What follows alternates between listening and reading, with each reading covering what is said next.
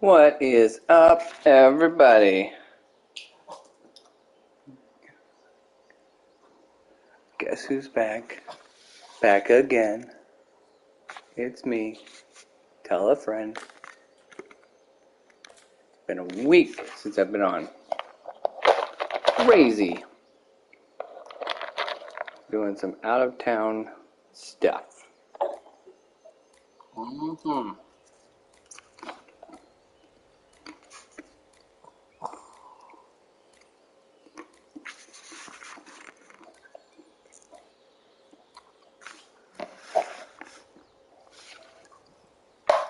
Oh, man.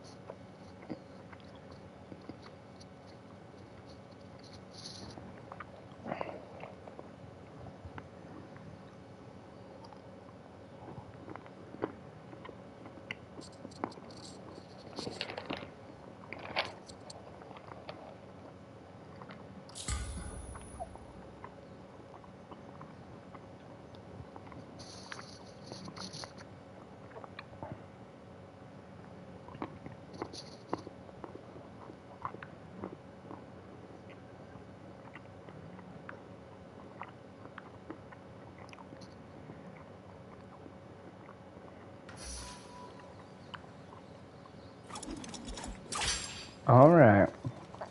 Let's see if I still don't know how to play this. It's been so long.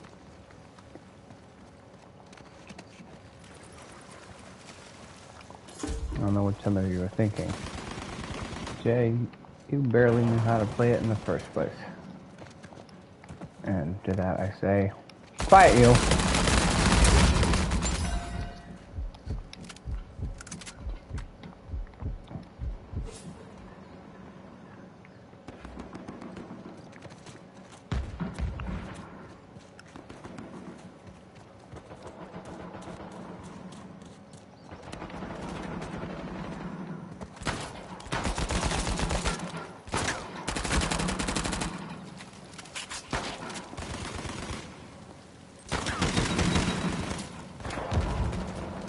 Oh, shoot.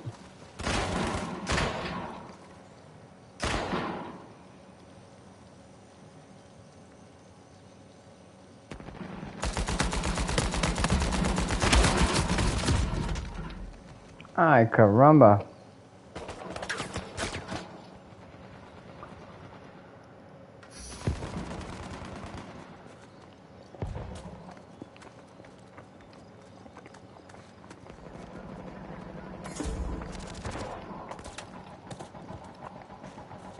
Watch out on the ledge.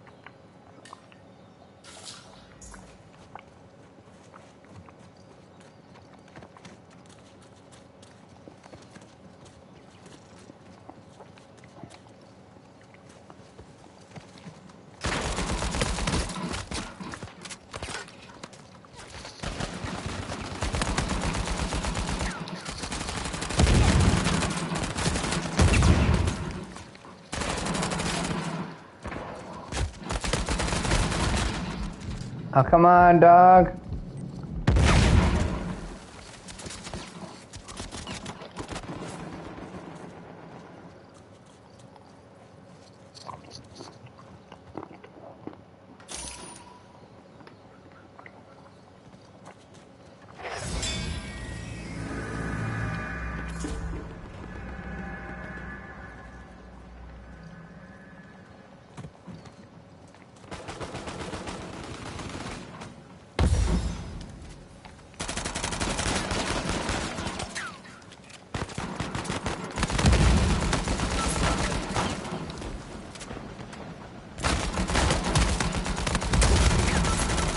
Haha, got you.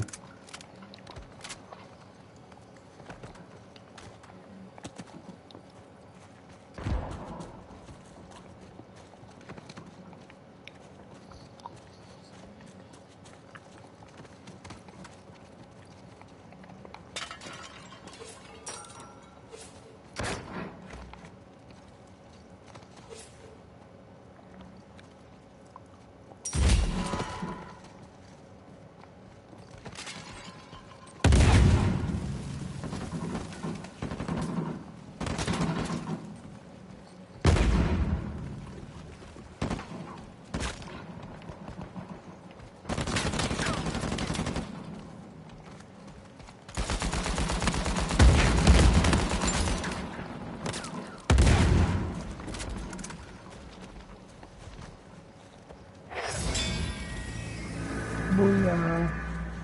Up top.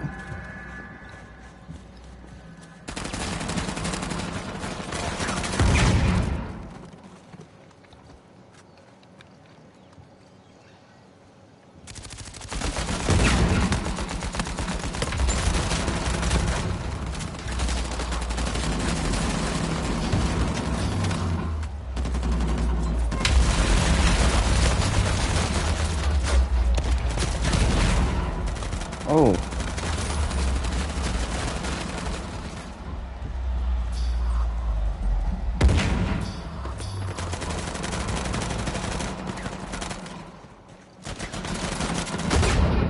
Ah. Help, help. Help. No one's gonna help us. It's too late.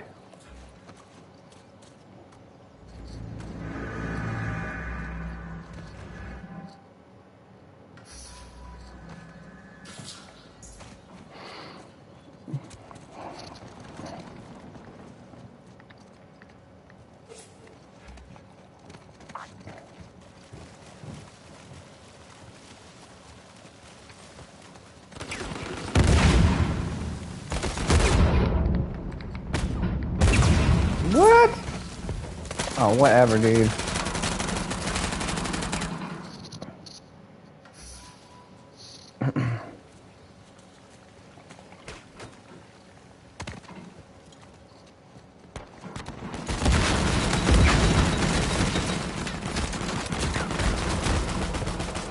Oh my word.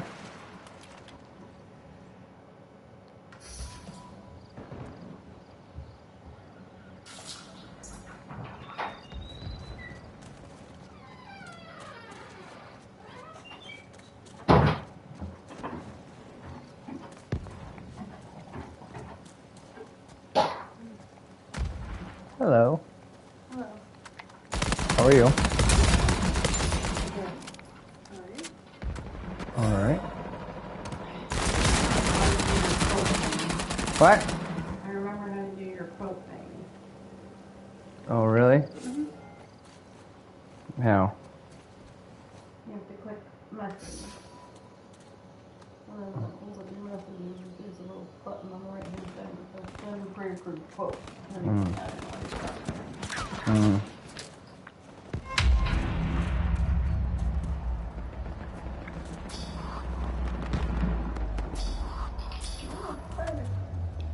Ew. What kind of spider are we talking here? Huh? I don't know, it's just fun. Period. Ew.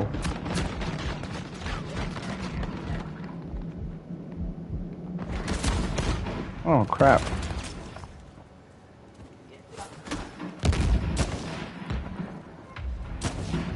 acting afraid of the spider. What's that? I said, I'm not afraid of the spider. He's still in bed. I'm done. Was she acting afraid? Moving off my lap. She was? Was not. Oh, okay.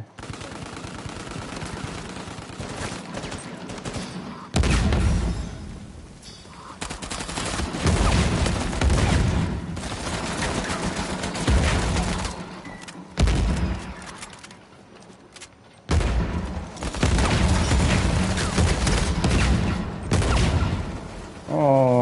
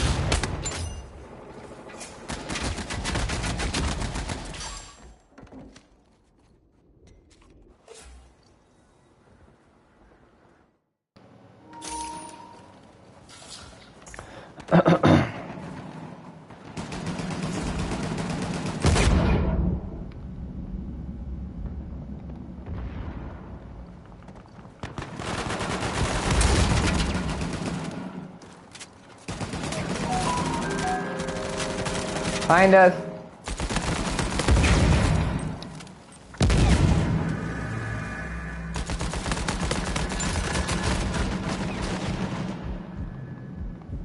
Help, I'm down. I'm down.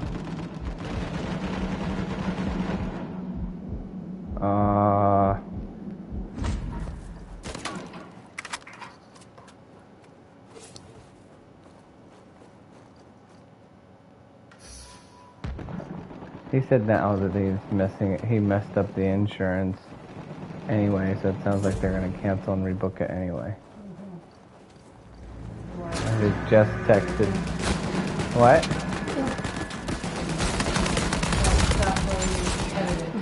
Yeah, right.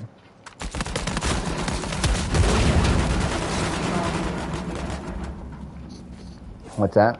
He's having just as much trouble as we are. Right.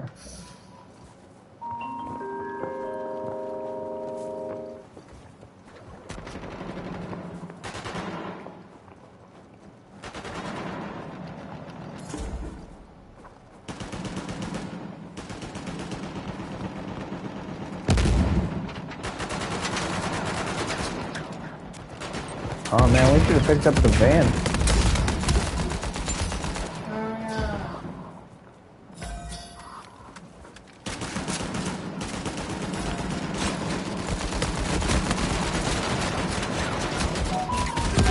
Oh, blimey.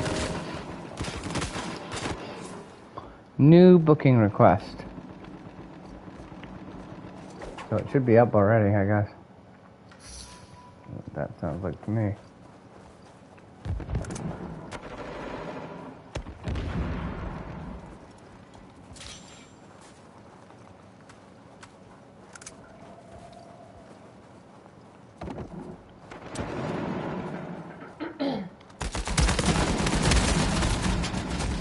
Ah, bumskies.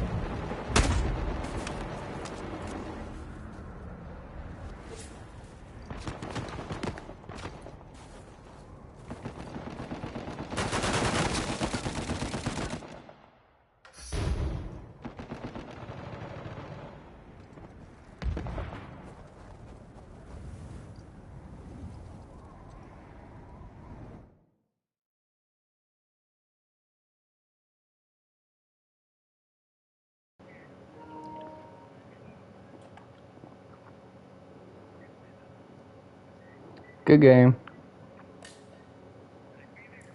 Human. 150. Drop off and set up. 75. Pick up and tear down. 75.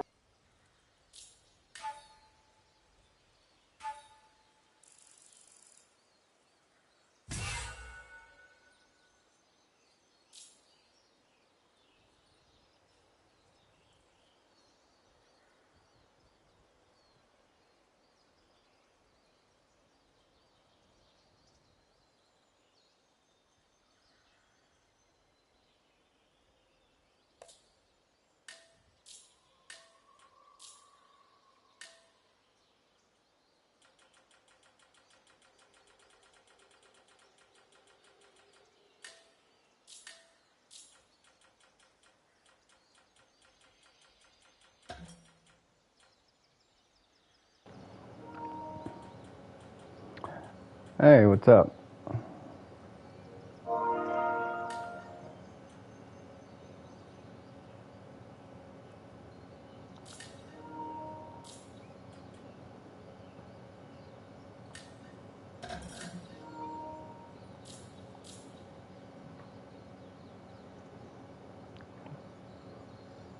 Yeah, how's it going?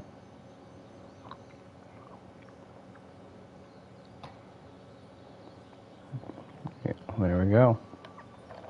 All right, we all set? Cool. You been on for a while?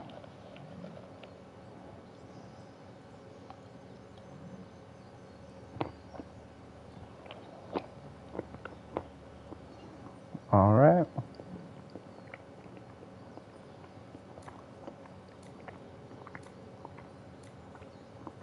Did you start again? Hmm? Did you take it away again? Yes, we did.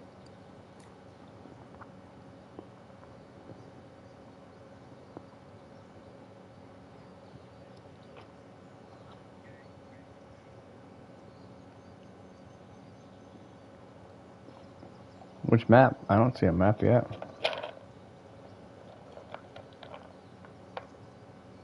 Oh, there you are.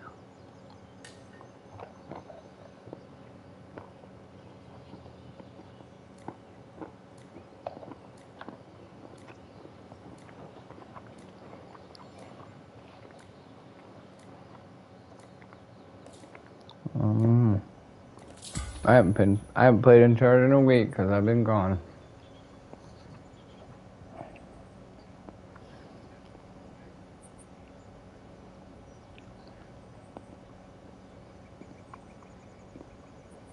There you go.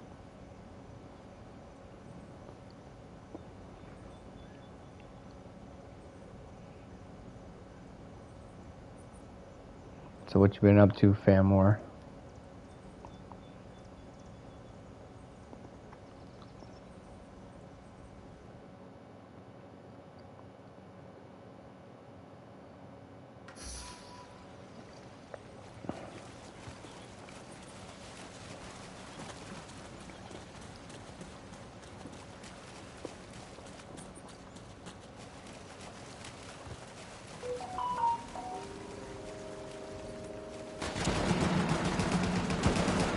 Oh.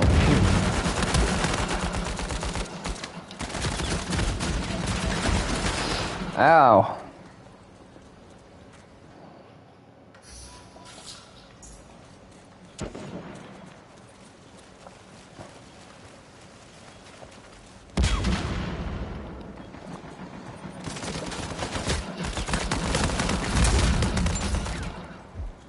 Got one.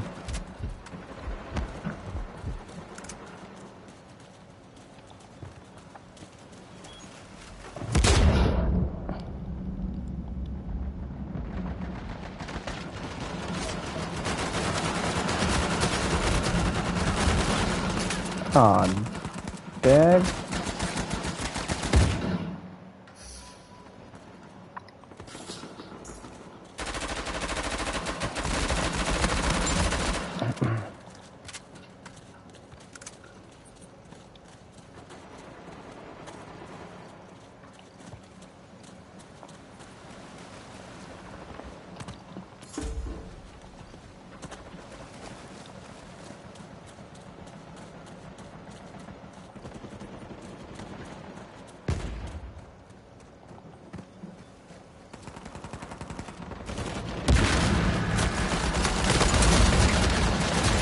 What? Oh, come on.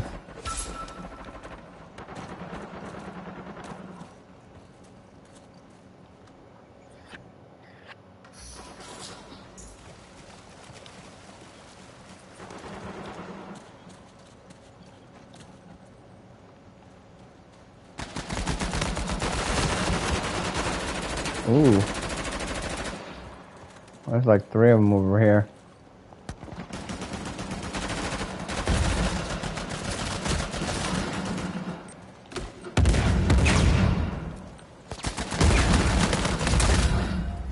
Got that guy down.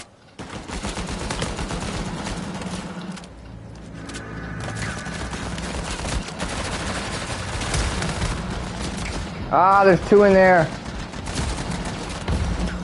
Crud.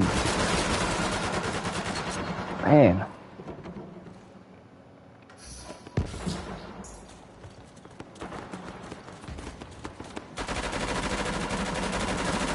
No, really?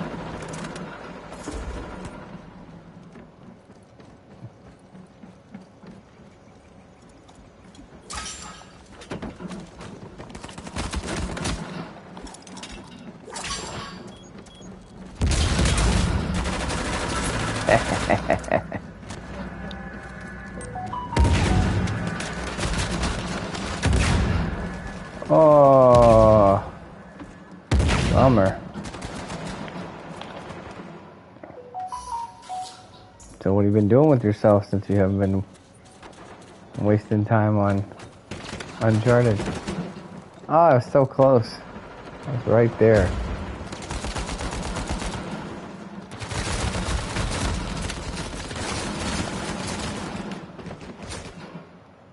A lot of time. What? I'm sorry, I couldn't hear you. Gotcha.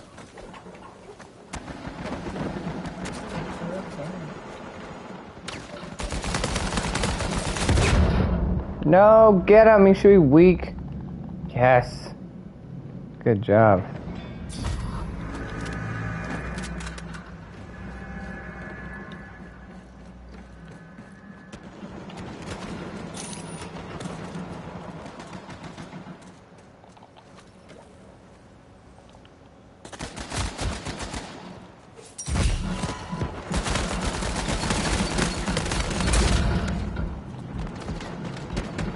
I'm down over here.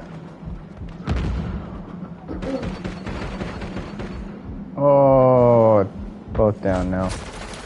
Crud.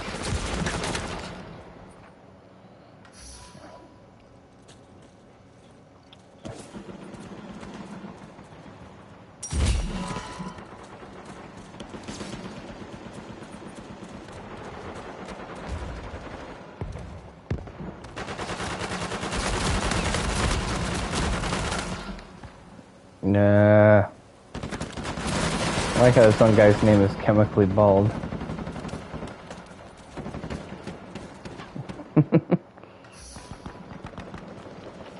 Oh, yeah, right.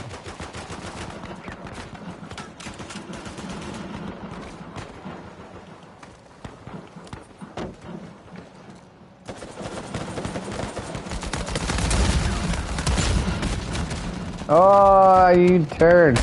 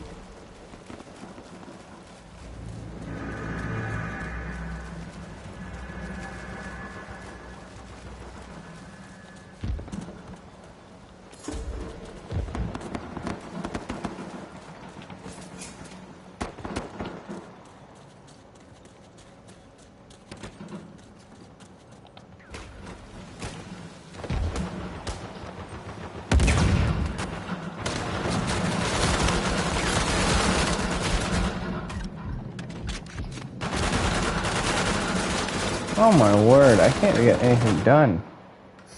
I'm just getting murdered.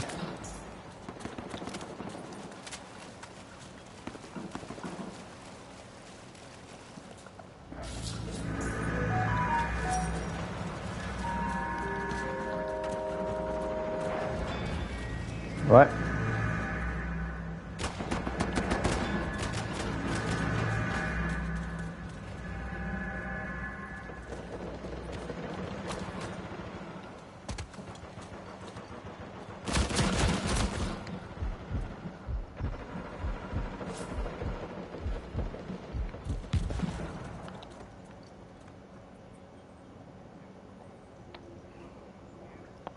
I'm throwing an El Dorado.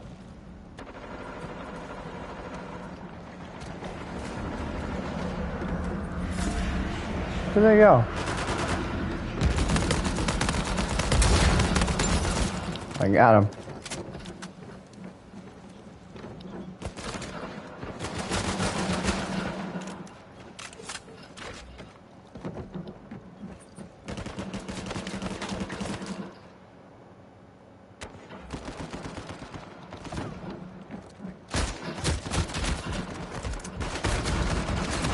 Whoa.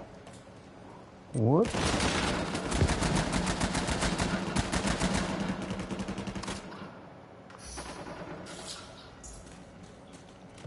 I got you. Don't go anywhere. No, I got you. I got you. Ooh. Ah. Yeah. Thought I could get you.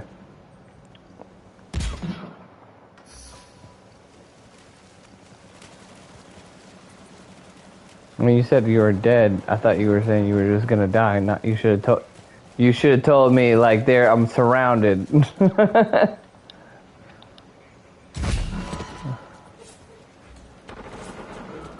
Yeah.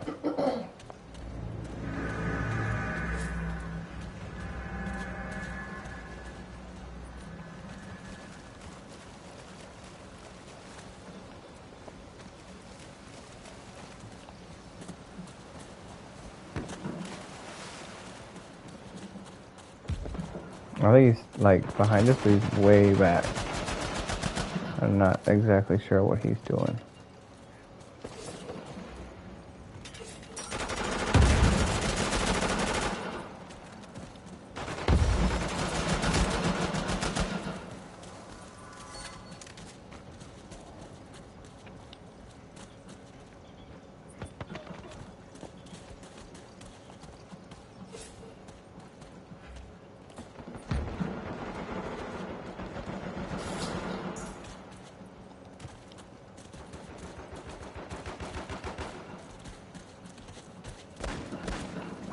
He's on the ledge. Oh, he got him.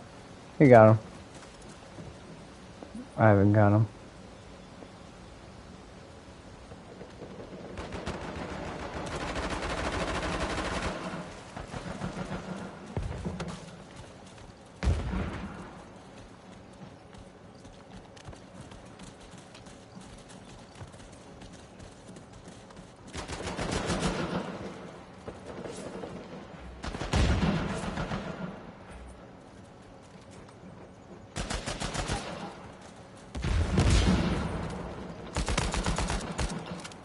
Ah.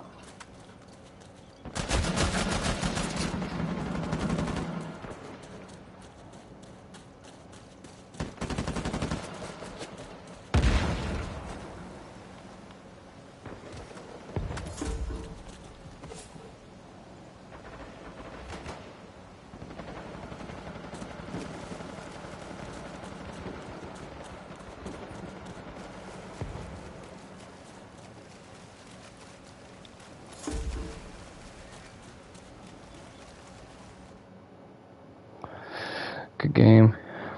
That was a close one. I played absolutely terrible, apparently. Rusty.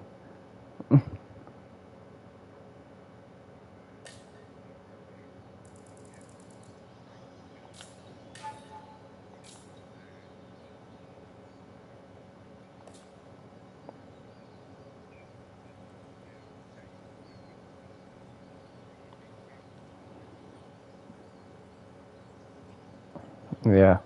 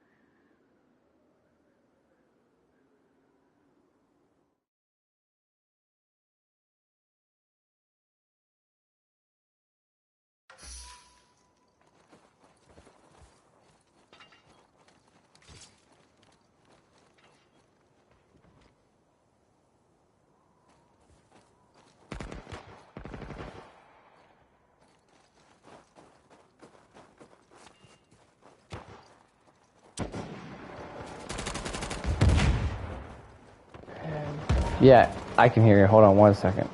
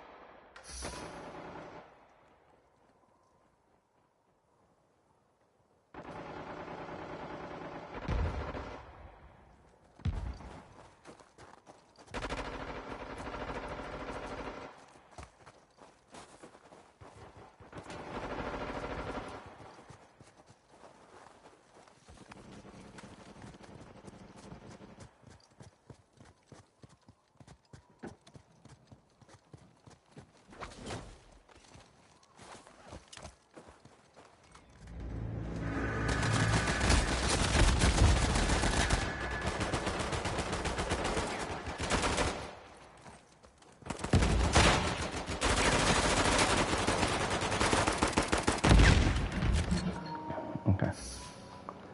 Can you hear me? All right. Cool. So I was going to respond to your question real quick, and then I was going to invite the other guys. And also, I'm going to just talk to you about it the best I can without using any names or anything. So, anyway, like, I guess I'll give you the good-ish news first.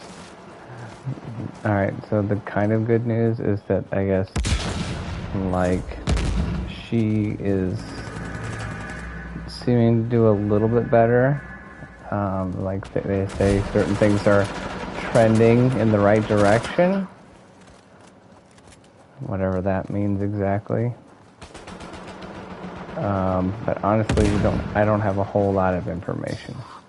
And nobody, I don't think even they have a whole lot of information, meaning from the standpoint of it's a lot of like, oh yeah, it seems like somewhat unchanged, but, you know, we're getting more information and she's still hanging on, and, you know, like and, you know, maybe like her vitals are getting a little stronger, so that's good, or her rhythm's like, you know, better, but her, you know, heart rhythm's better, but, you know, still haven't figured out how to, like, you know, be able to get her off of, like, the life support stuff.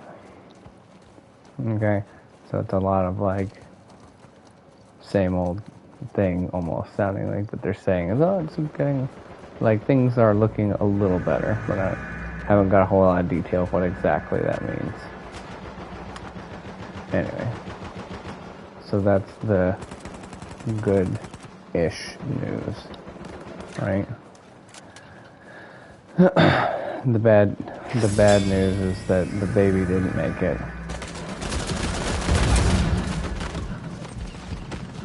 Oh, yeah, which is pretty sad, obviously, and she like, and like another thing that's like so crazy about it too is like literally that day she had that before like things had even happened, nothing before anything had ever happened. That day was Sunday, and we were in Sunday school, right, or whatever you call those things these days, and like her husband told the class that she was pregnant. And that same day they went home after church. And then that's when that happened, right?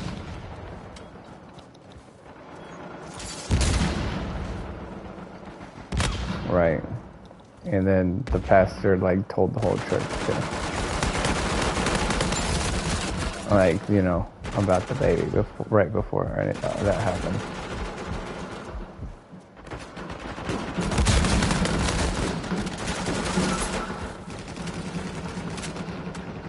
Anyway, she was like around 20 weeks.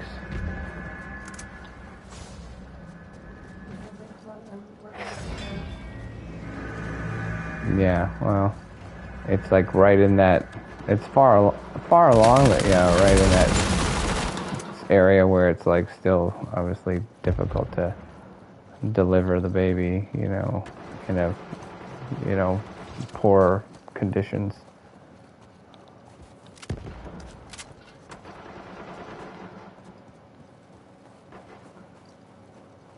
Like 25, 20, yeah.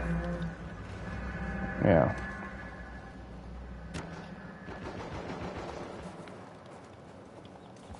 Right.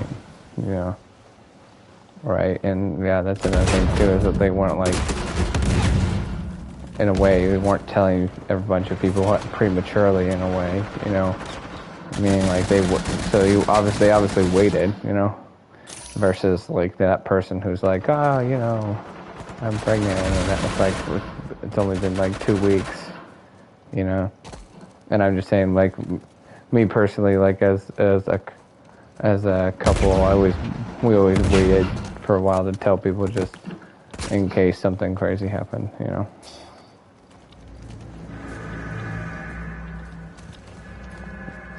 Yeah, like they have one adopted child, but that was going to be their first biological.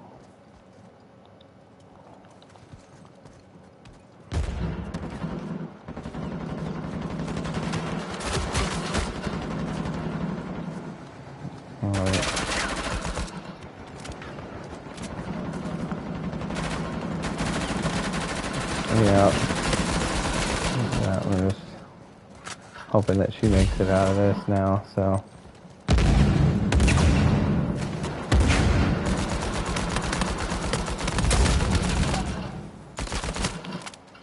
What in the world?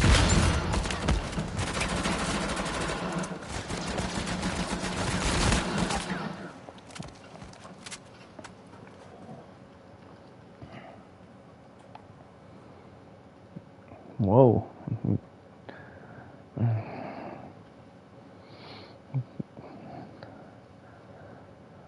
Yeah, you got tore it up over there.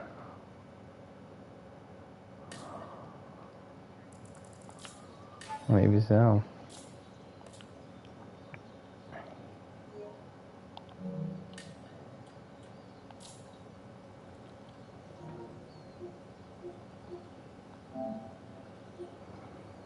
It's just so crazy too, from the standpoint of it's like pretty much the worst case scenario I could ever imagine of like all things going terribly and she's still not out of the woods, you know?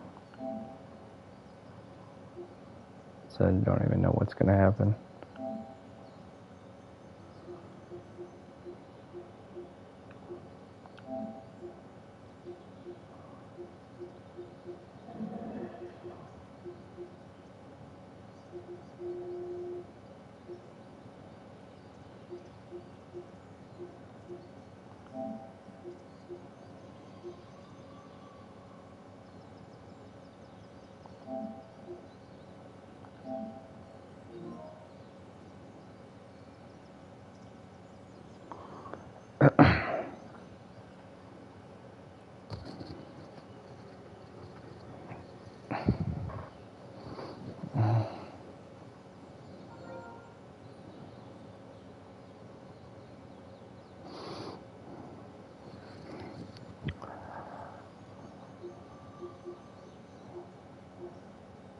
Hey, Exile, I couldn't invite those. I invited the other two people, but it said for some reason that I couldn't invite them because some of their settings. So, like, maybe they can't be invited by somebody they're not friends with.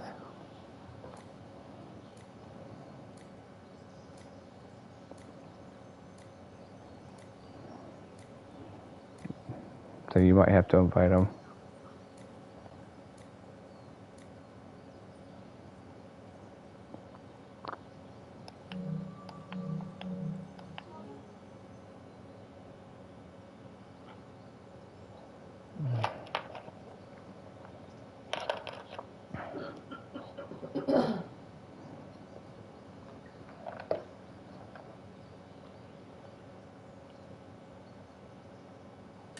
Yeah, that's bizarre.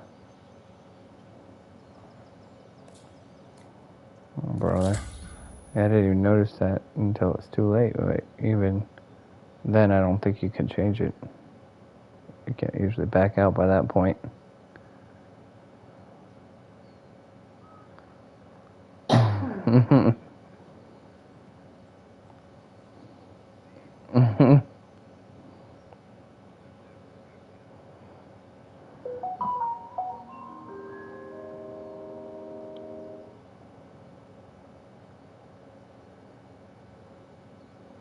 This is gonna be weird now too, because like you guys are on a separate team and we're talking together. Yeah, right. Yeah.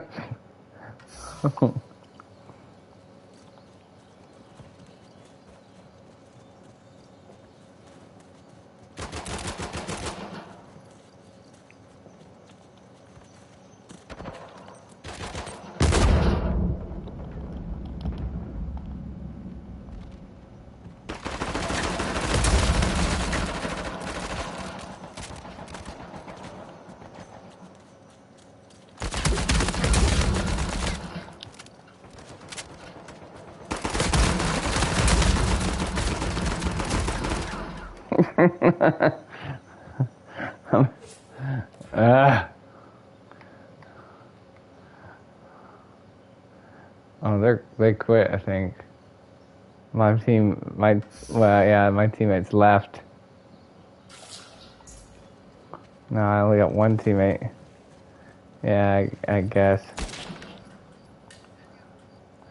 I got 3 downs and then died because you guys killed me. You kept on downing you and then you would revive each other.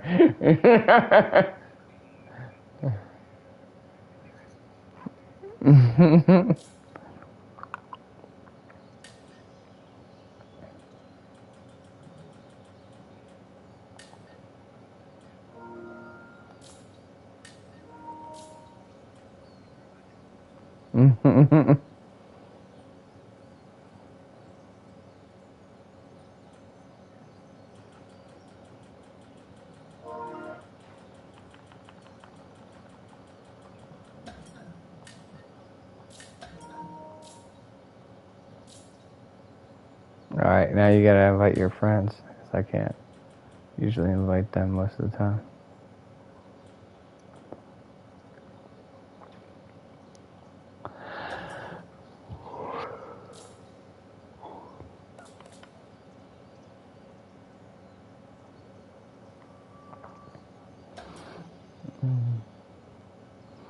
I really wish that Yada was playing with us and it separated him from us, and then I would have been like, see? Haha! It matters!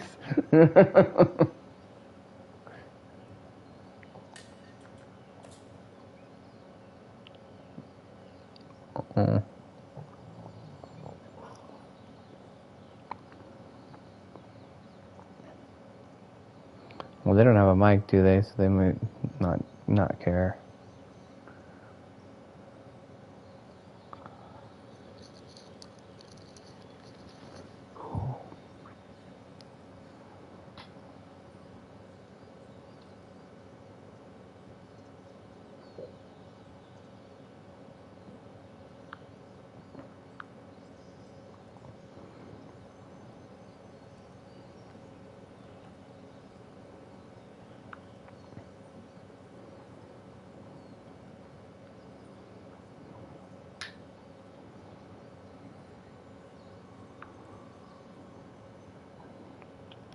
Mm.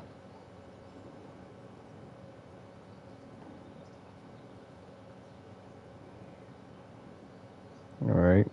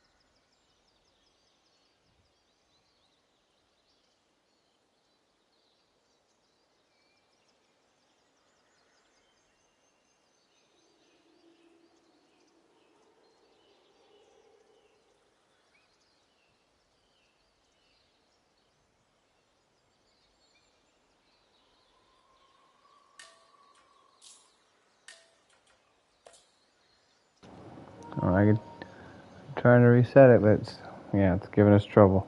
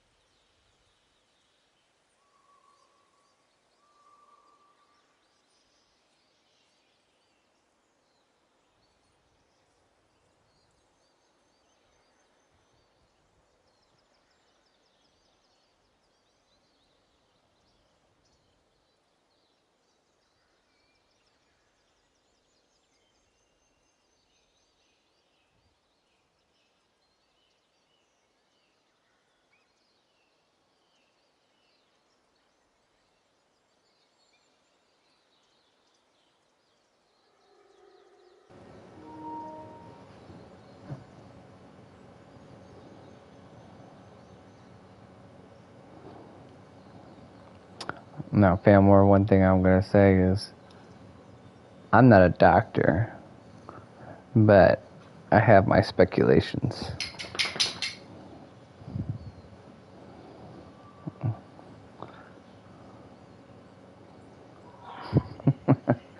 Well, the person that we're talking about happens to be an RN.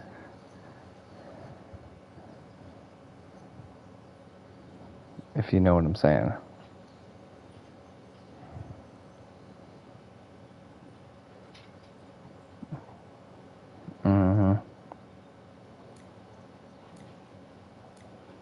Now, let's...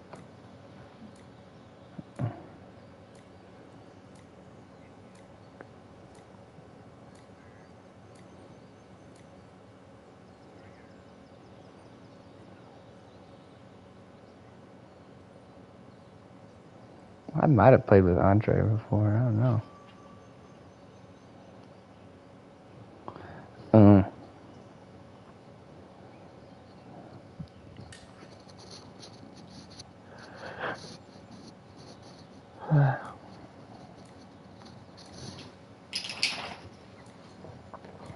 Yeah, for sure.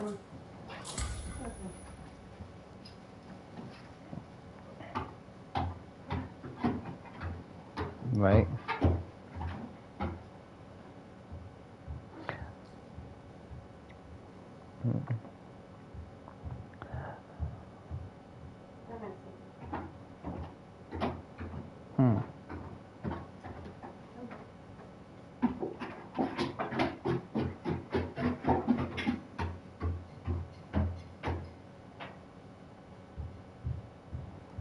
Yeah.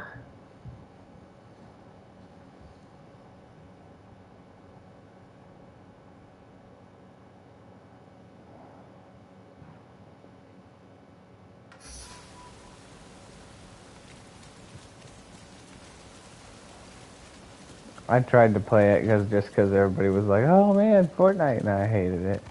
And I was like, "I'm not playing this."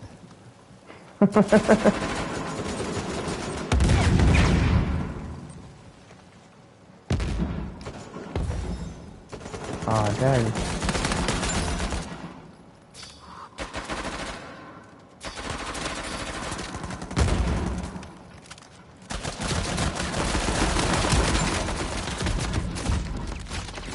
Dag.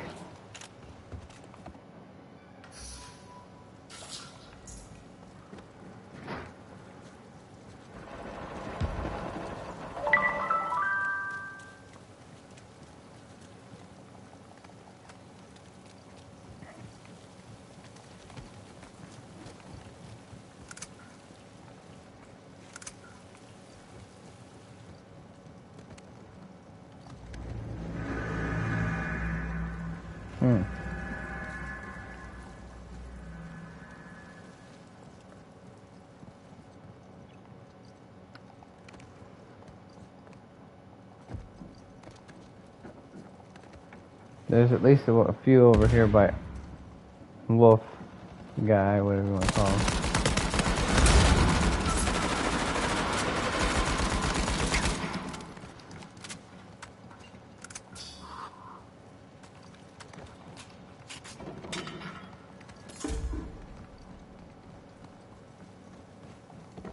I feel like I know what your answer would be to this question, Samwar, but I personally wonder, like, whether everyone who is in that same situation is, like, gonna have, like, problems if it's, you know, today, next year, 10 years from now, or, like, towards the end of their life with that stuff, or if it's just gonna be, like, some people will be, like, have problems, and then other people will be totally fine.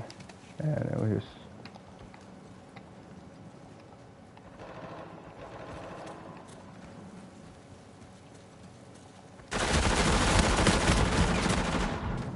Get him! Yeah! Aw, dag.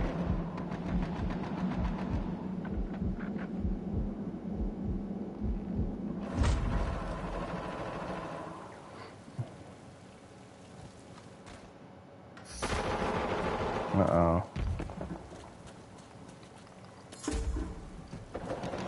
Well, you take your finger or something similar and it gets too close to the home button.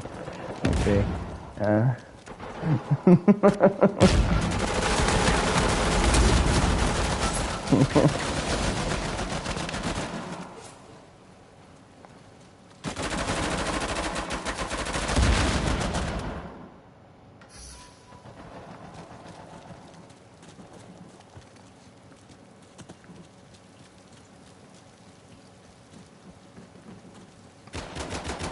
I know, I'm so terrible.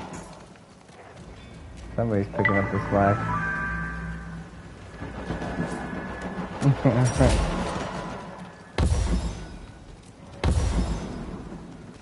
There's a lot of guys. Oh, shoot. Holy crap, there's too many. Man.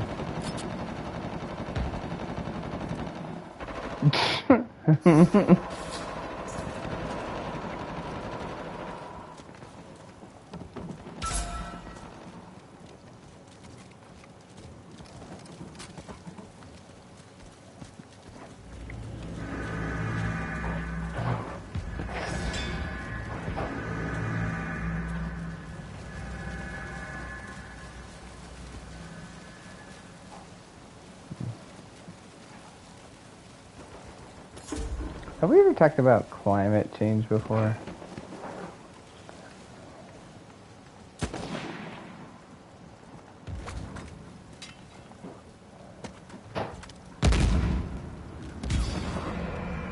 So, climate change, critical or manufactured crisis? 100%.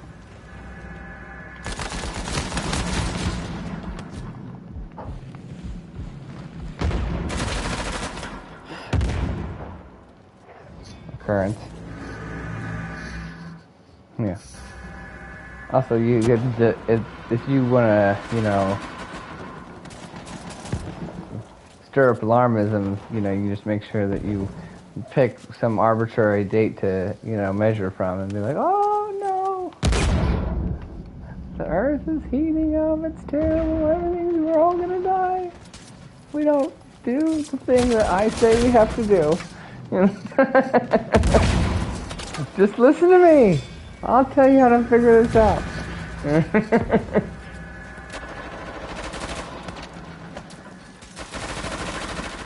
Give me all your money. Buy my electric cars and my solar panels and my wind turbine.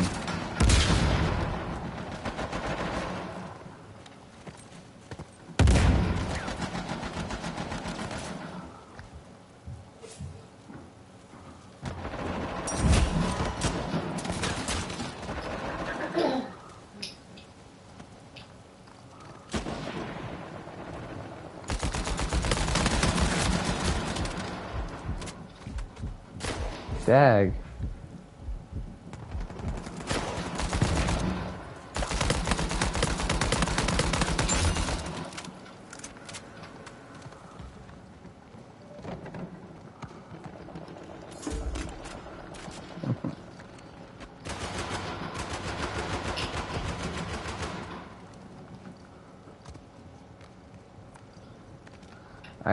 I also find it really funny about the wind turbines where all the environmentalists are like, we need to use those wind turbines. And then it's like, you know, wind turbines kill like a lot of birds. And then they're all of a sudden the environmentalists don't care about that. Yeah, well, forget about that. That's not important. You know?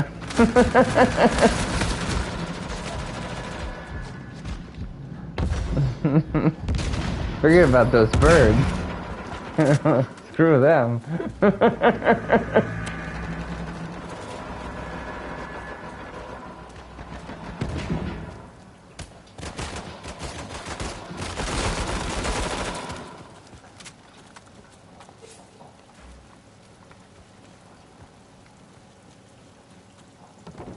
All right.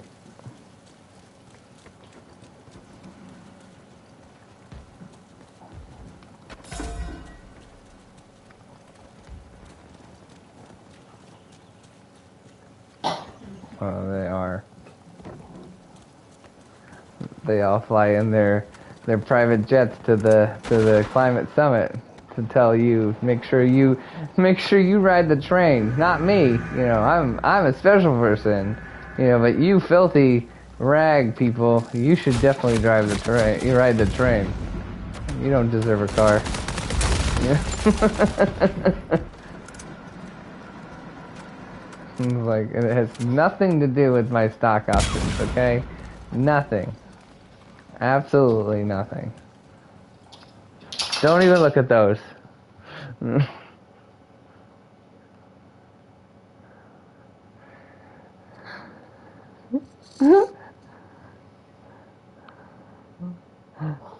It's hilarious.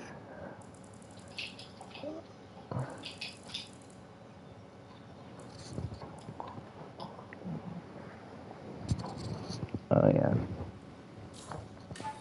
And like, have you ever,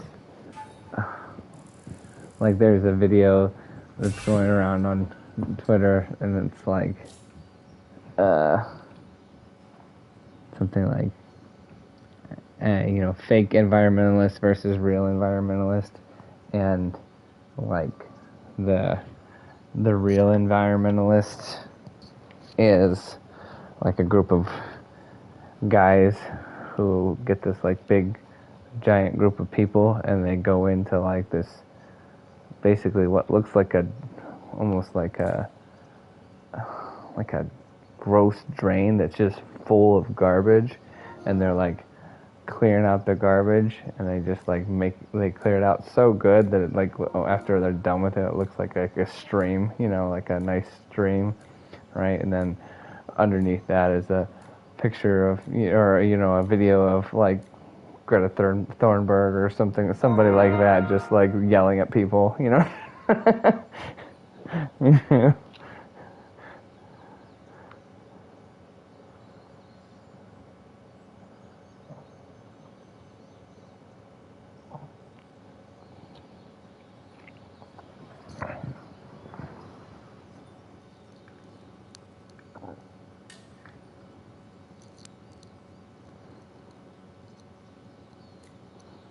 Yeah.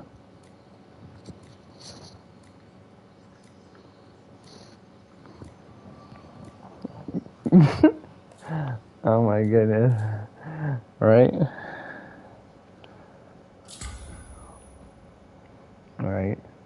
It makes me think of like the same thing of like, I think, I was talking to like my sister-in-law one time, who I disagree with on many things, and, and I think she would be like the kind of person who would be like in favor of like banning plastic bags, but also the same kind of person who would be using the plastic bags if they were around, and they would like never reuse them, which if I have them around, like I use them for everything, like so many different things. Like it's like, hey, I'm walking in the park, you know, or whatever, and I'm with my dog, I'm gonna use these plastic bags, you know, for cleaning up after them, and yada yada yada. Or I'm lining a very small trash can, you know. Like, so in other words, that's real, like, recycling right there, man. And there was no power that was used to, you know, make that happen, you know. Which is also the hilarious thing too, is like they're like, oh, we gotta recycle, and a good majority of that stuff that they are saying that they're recycling, either they're not, or if they even do, it like is like not even worth it. It's like it consumes like more power and stuff like that to like even try to like recycle that junk that takes so much effort.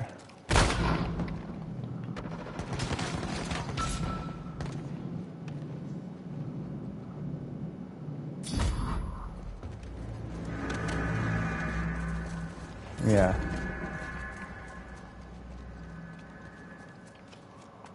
Mm-hmm.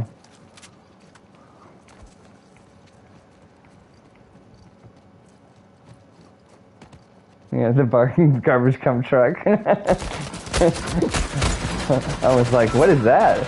I've never seen the garbage come truck.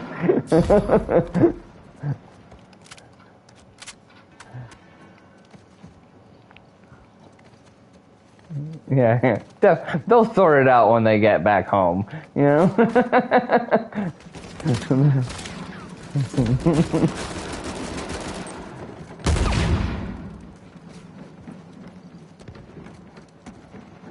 Yeah. Yeah. Do you remember?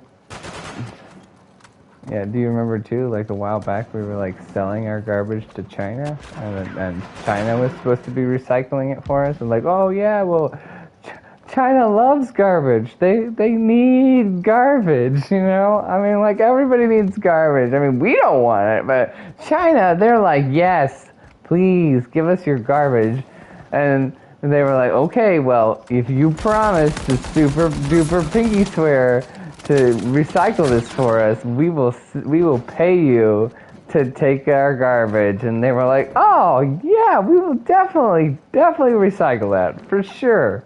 You know? And then of course they weren't doing that. You know? Yeah, that was a good time. No, not really. But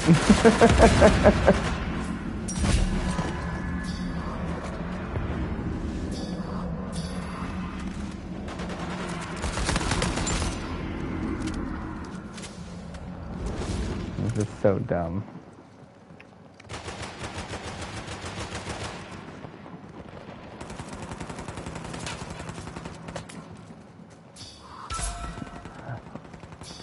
I think it's all about how you use it in the same way that how you use lots of different words.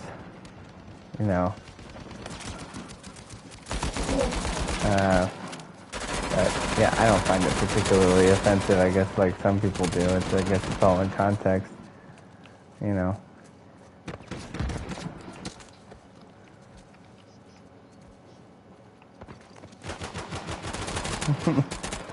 No, see that's fine. You can call that retarded. That's not a big deal. I don't find that really like a big deal. You know. See. That's just a word, and like you say, any other thing of like just being like that's ridiculous, you know, it's a thing. But you know, it's all about context, right? In the same way, like if you were to meet like somebody that you didn't even know, you've known them for like 15 minutes, and if you called them silly. That would probably be really weird, first off, and probably pretty offensive, right? But, you know, if you have a child or whatever, and they do, you know, they're doing something ridiculous or whatever, or even if you have a family member, and, you know, you're like, oh, don't be silly, you know, recycling's a scam, you know? I can't, right? That's not really offensive to say. No, to call that person silly, right? If that's a way to, you know.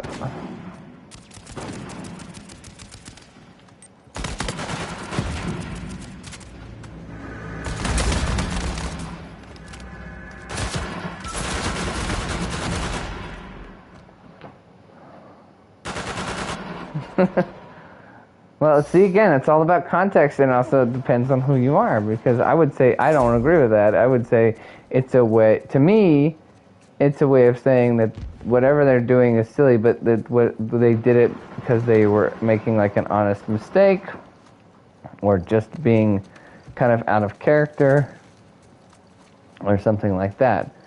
In the same way, like, you know, somebody might turn down the wrong street and like, oh, why'd you turn down that street? And like, oh, I don't, man, what was I thinking? You're right, I should have taken a left instead of a right. That was silly of me, you know?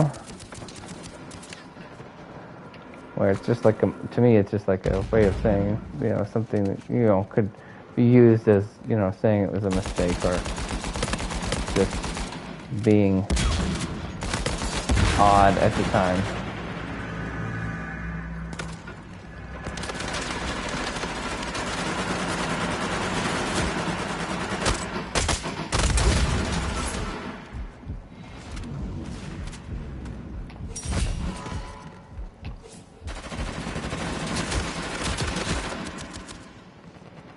Uh-oh. Ah! Gotcha, son. Oh, no, no, no. Crud.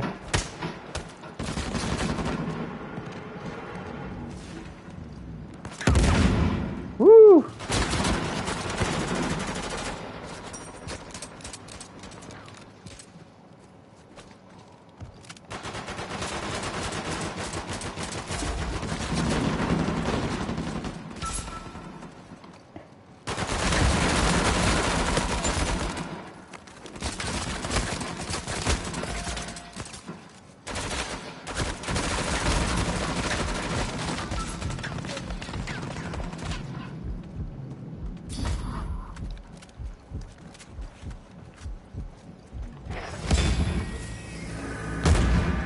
Alright, this game is over.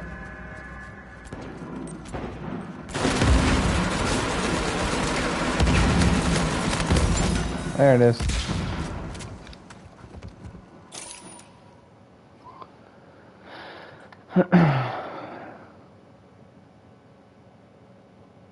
Oh man, I wish I had gone like deathless, and then I could have said I had less kills, less deaths than you. I was so close.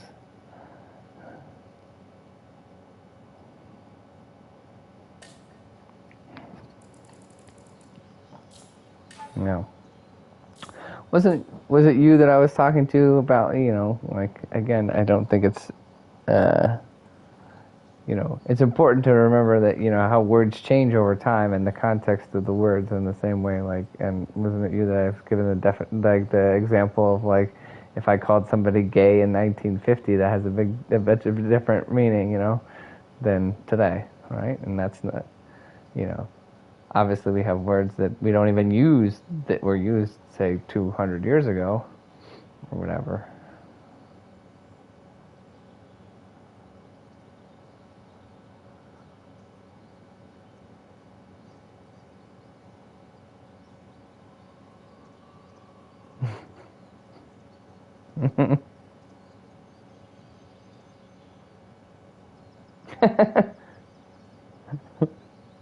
Mm-hmm.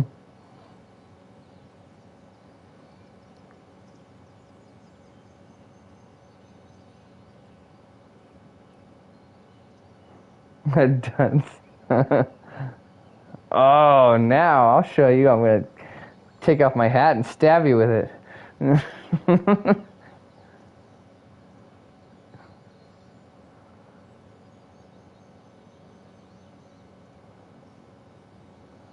Uh-huh.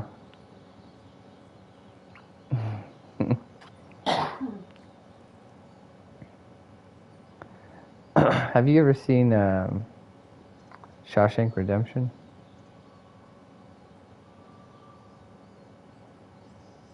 Do you remember when the warden like freaks out when he calls him obtuse?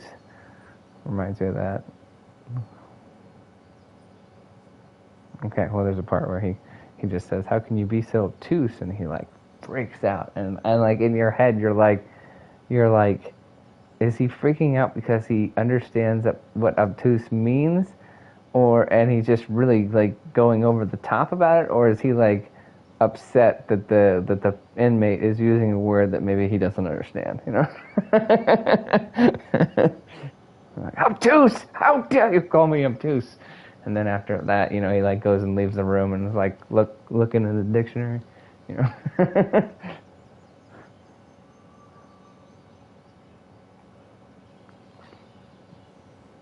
Oh yeah, obtuse. You're gonna call somebody obtuse? Okay.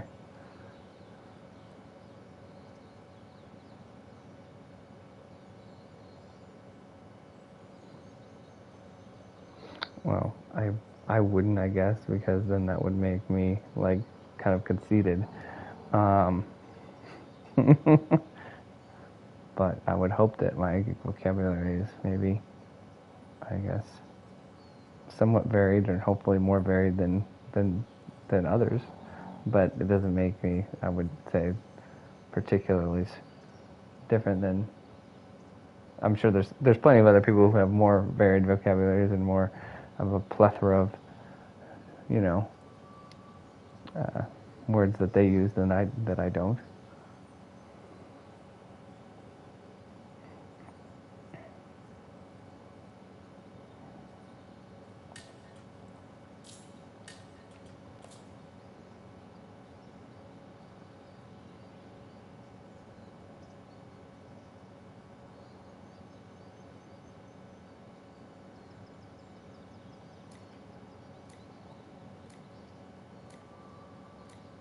Mm.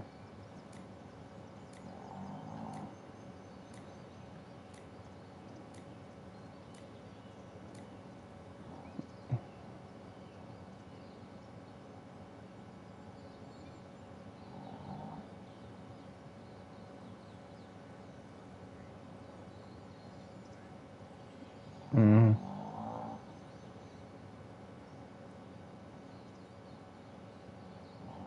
Now, but that, yeah, I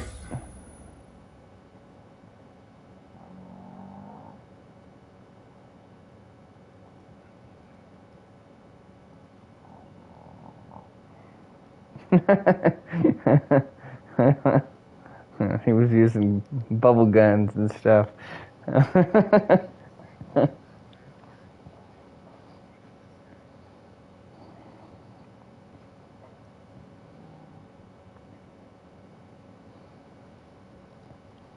Yeah, no, I know exactly what you're saying. I feel like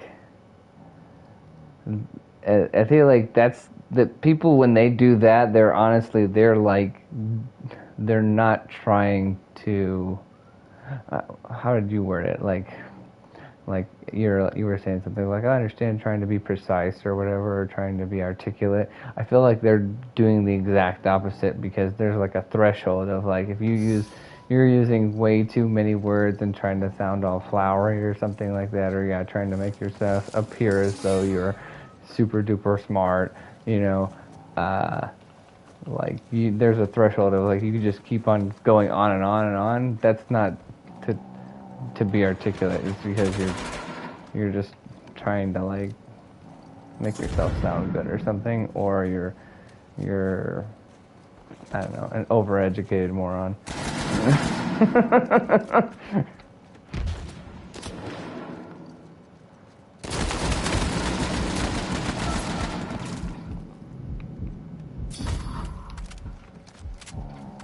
And then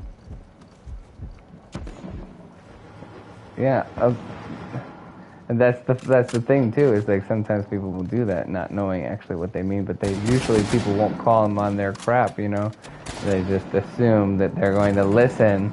You know, that they're going to listen. But if you ask for like, oh, what does that mean? Or I'm sorry, I'm unfamiliar with that. Like you're admitting something that they would never admit, that they don't know something, that you don't know something. So that surprises them. They're like, what?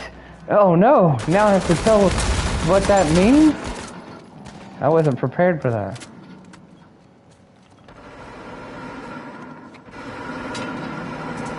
Don't go up there.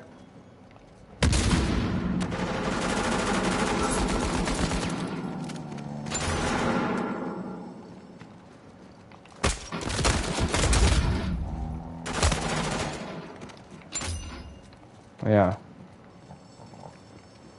No. No. Well, I must have been looking at it in a different dictionary, you know. I mean, it was probably like the third or fourth one down, you know.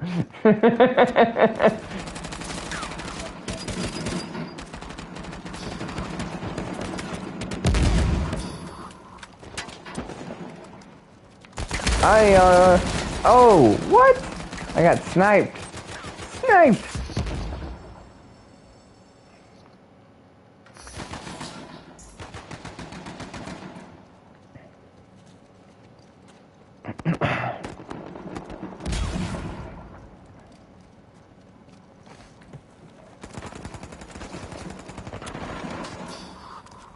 Don't die.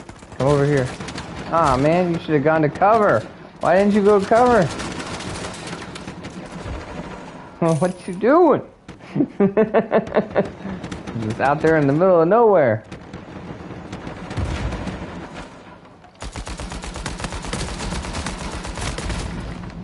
Yeah. I'm waiting for the sweet release of death. I'm not gonna make this thing.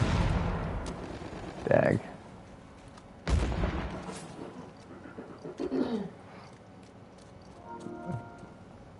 So.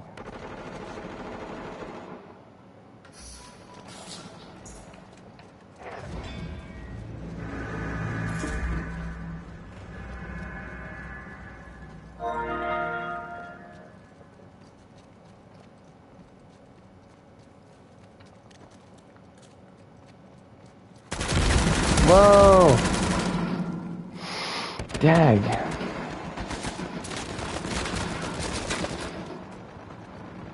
Oh,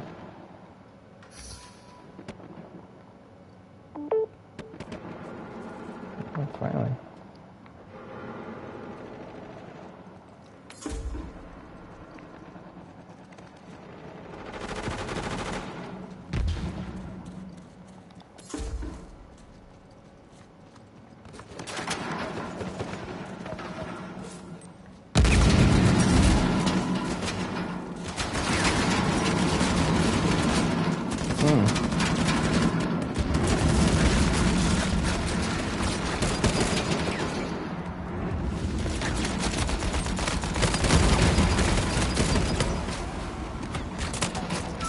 Get him! Yeah. Were you saying you're surprised what?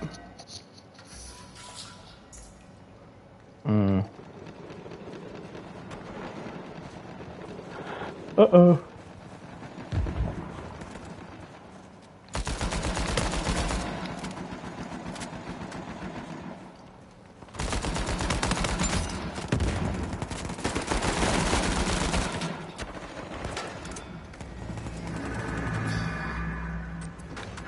Oh no! Crud. Did it get you? Oh, it got me down. That X-File picked me up.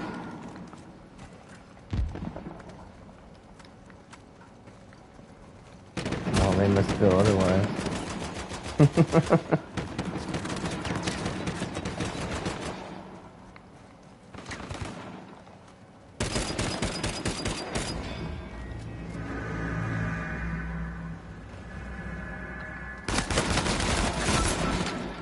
Yeah, buddy.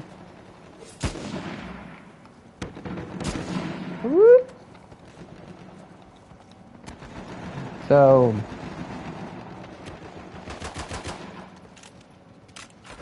sometimes when I watch The Beauty and the Beast with my kids, I feel like Belle is like the true villain.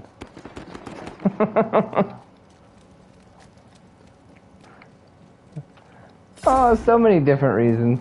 One, she starts off the whole movie basically by running through the town and telling all the townspeople that all their lives are meaningless because they're provincial. And they're like, oh, well, you guys, you just make bread and you, like, tend to the horses and stuff. You know, like, I want to be somebody special. I don't want to be like you, like, stupid, dirty townspeople. You know? So, she's, like, really kind of obnoxious right out the gate.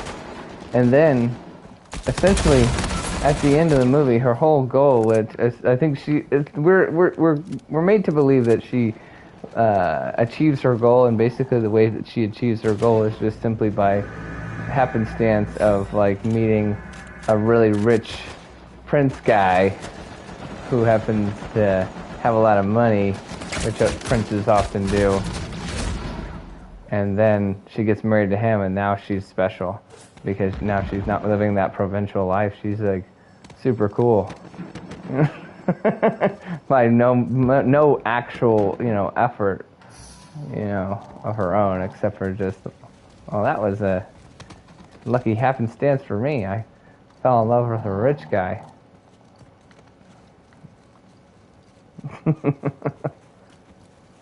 I know, right? That's right, because that's not going to pay the bills. Rich guys are.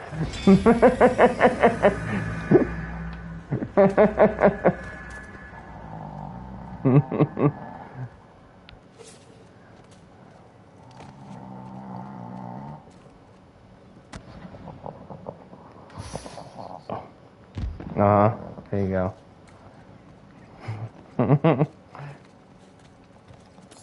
Well, again,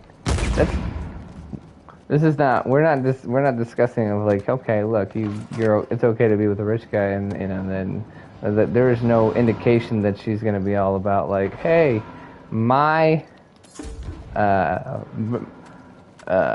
like goal in life is to have a lot of kids and raise them to be really good, functional people in society and raise some good kids, you know, which would be an admirable goal, right? It's all about herself and wanting to be more special than those super provincial people. And you would almost say that she's not going to do that most likely, because to do that would be, in a way, a very normal thing to do, right? She doesn't want to be normal. She wants to be, somehow she thinks that she needs to be exceptional, and that all the other people who are not exceptional or not doing and are living that provincial life are terrible and annoying.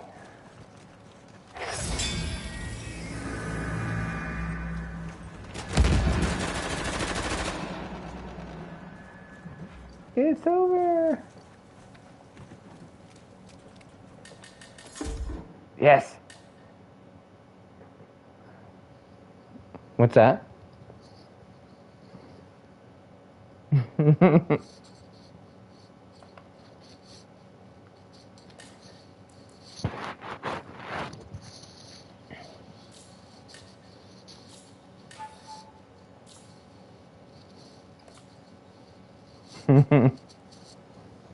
Okay.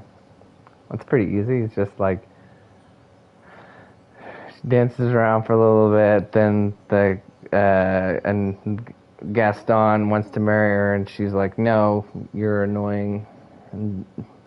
And then her father gets lost because he's an inventor, and all of his inventions kind of stink. But this is his invention that he made. He's taking to the fair because it's gonna be the good one because it actually works. And then on his way to the fair, he gets lost, and then that's when he goes and he finds the castle, and he goes inside, and he's warming himself by the fire, and then the beast finds him, and he's like, I'm gonna grabs him and throws him in the tower, right? And then, I think she comes after him, because one of the horses gets loose, and she's like, oh no, something terrible has happened to my father. She goes out and runs out in there, and then I'm trying to remember, does she find the castle herself, or does it just lead her?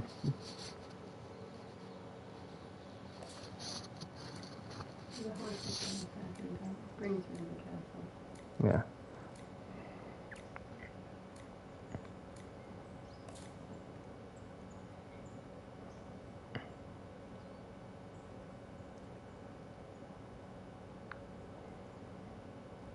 Hey, I think I could have added one in if we play this one. I got somebody I might be able to add in since he's leaving. Well, we can. Yeah, we can play this one.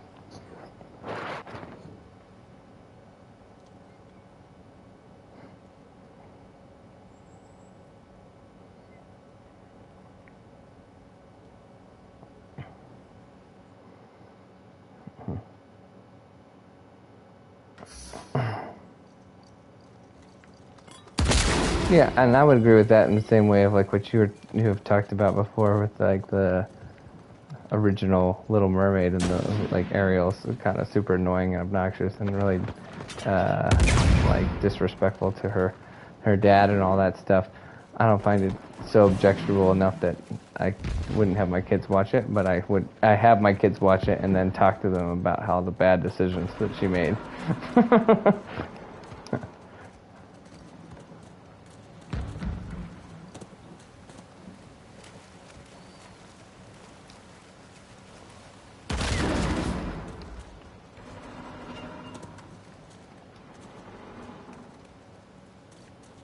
Did you die? Uh-oh.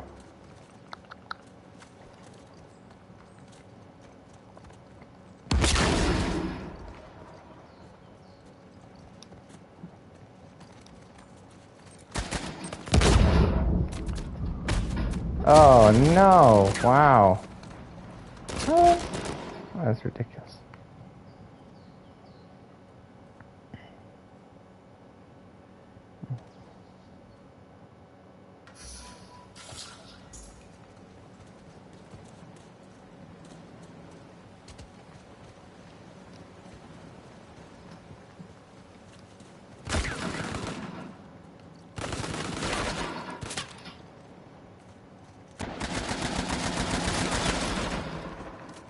I was the diversion. You're welcome.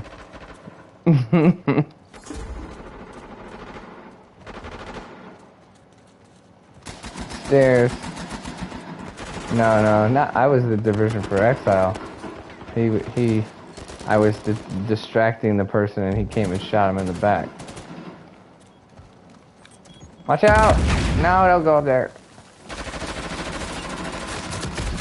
Oh, dag.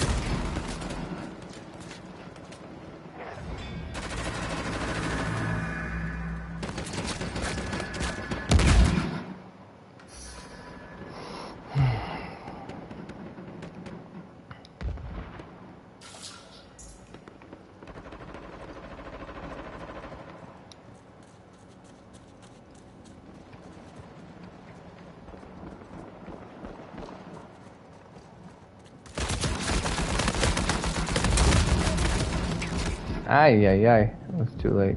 He's getting revived.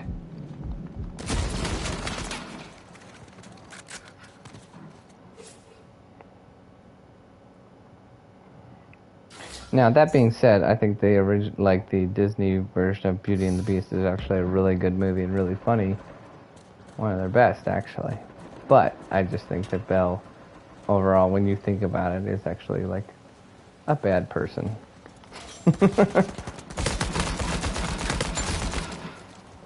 And we're supposed to think that she's good because the only thing that she does, well, I guess, that somebody could push back on that is like, oh, she, like, allowed, she took her father's place because he was going to lock up her father, and she, took her father's place, so that was sacrificial. But at the same time, the instant they swap spots, he's way nicer to her.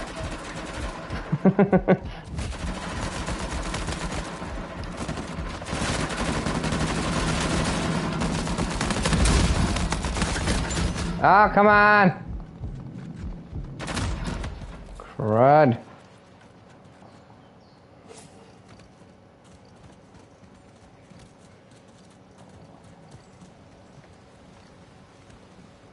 Hey, so it's 11 to 19. It's 11 to 19. We could still turn this around.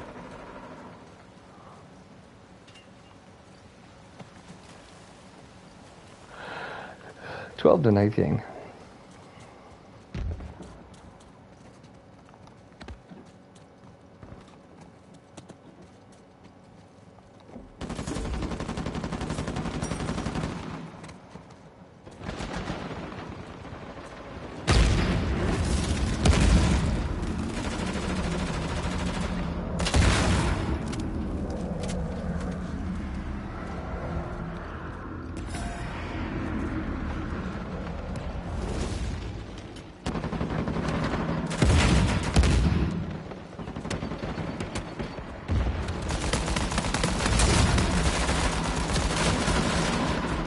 Holy mackerel.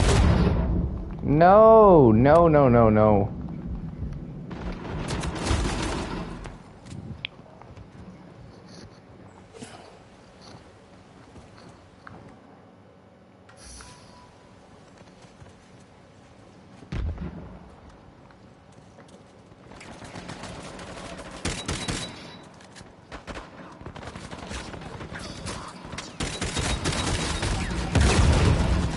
Oh, wow.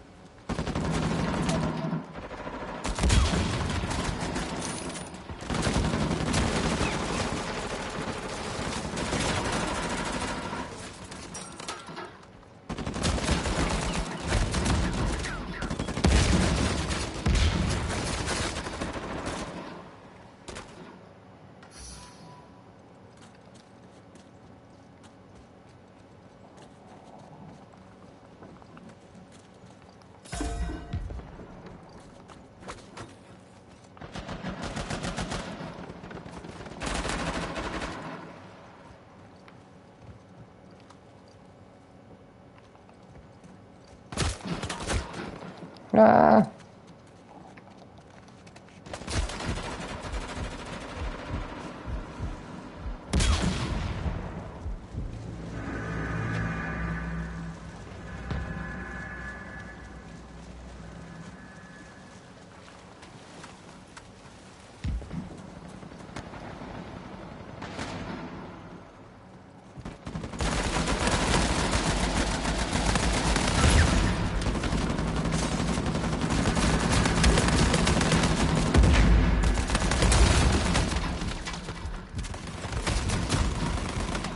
Aw, dag! Get him! I got like 3 people down in there.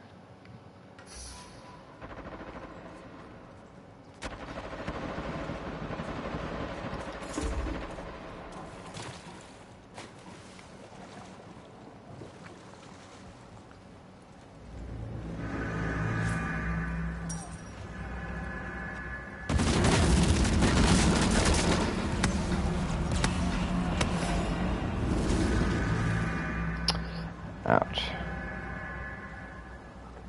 I did terrible. Absolutely horrible.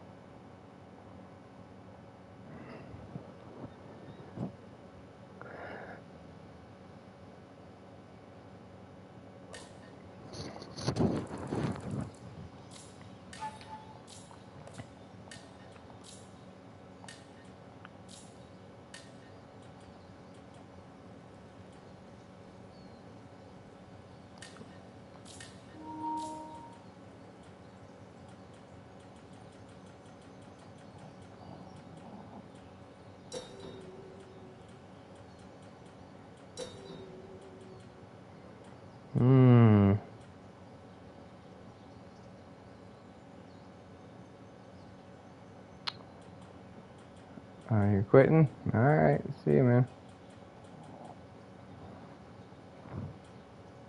Yeah. Where did that person go? Well, what's her name? Was inviting me. Yeah. I'm always like, what's her name now? Because I'm like, what's her name again? You know? And changed it.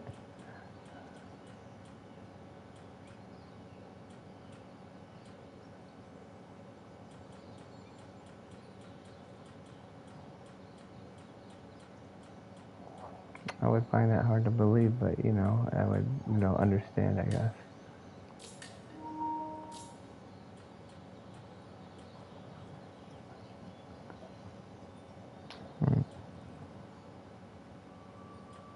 Well, anyone or most people?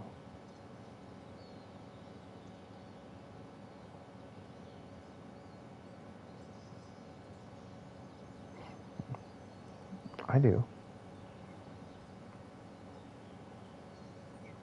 I'm just saying, like, so at least one, but probably nobody else, maybe, or at least.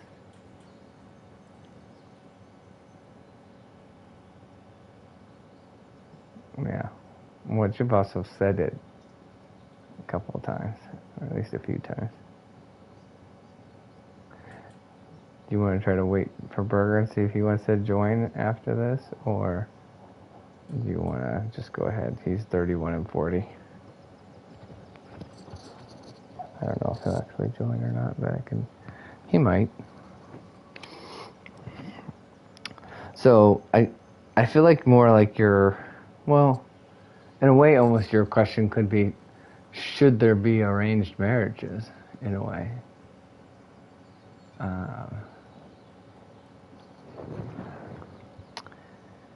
And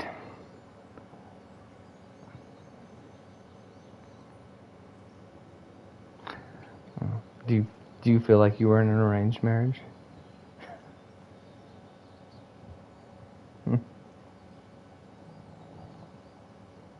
Yeah. Well, I mean, just saying, do you feel like you married for love, or do you feel like you married because of responsibility after, you felt like you had to, Okay, but what was the reason for marriage? Love or responsibility?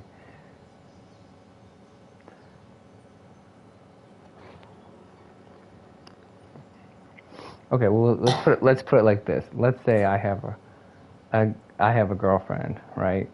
And we're not too serious, but I end up, for lack of a better word, knocking her up. Okay, and then at that point, do you feel that it is my responsibility to go ahead and marry her and take care of the child? Or do you feel like if we're not in love, that I should not get married?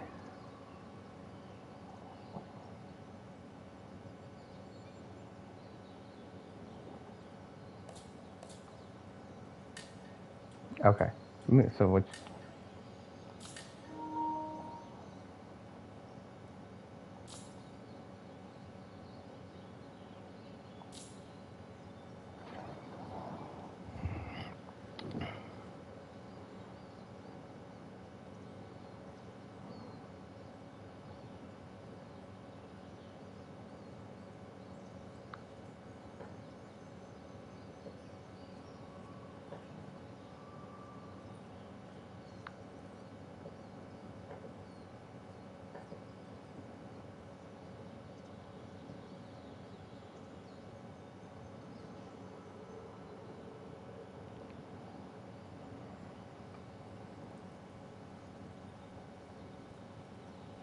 Right. Yeah.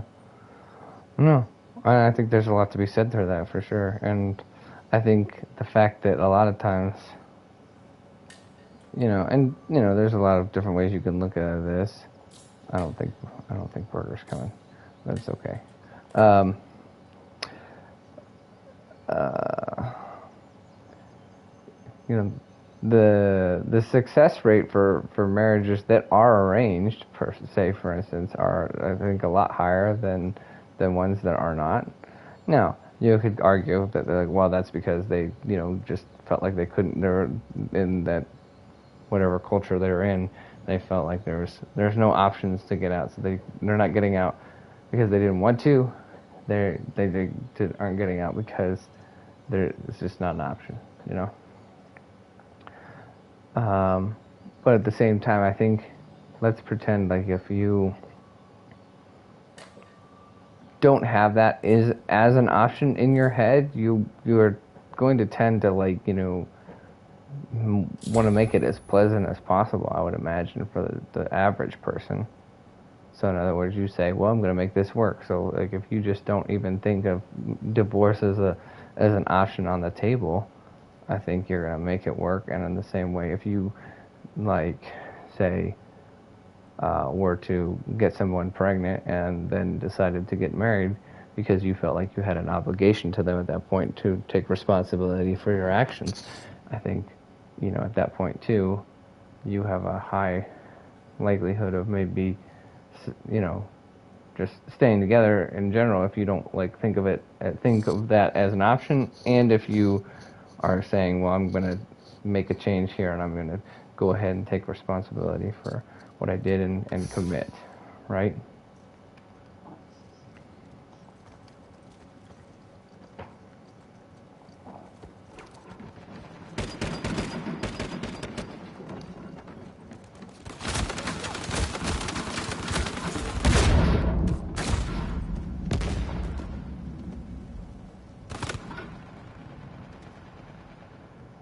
Right. And no, again, just to make sure we're clear, I was referring to arranged marriages as being very successful. Like, meaning just like one's like, okay, this is in India and, you're going to be betrothed to so-and-so. Yeah, okay, go ahead. Okay. Isn't it you? Hmm.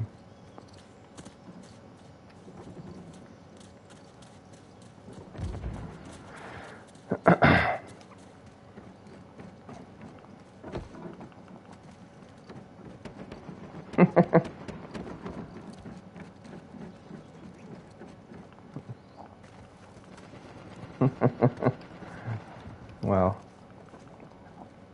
I already got my oldest girl convinced that, like, I'm gonna pick out her husband for her anyway. So she's cool, and she's cool with it. She's like, oh yeah, you have to do that. That's like she's at the age where she's like, oh yeah, that must be how it works,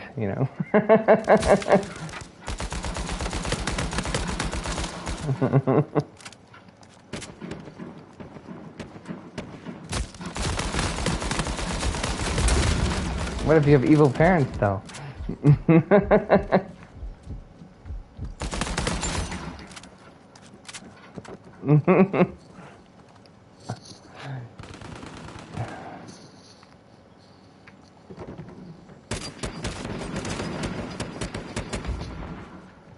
I think in general, as long as they think it's got, it's absolutely a terrible idea, I think most parents are going to be like, well, if that's what you want and you think this is the right one person for you, rather than as long as they don't have like a terrible feeling of like, oh no, not that person, they're going to approve, unless they're just really ridiculously difficult, crazy people.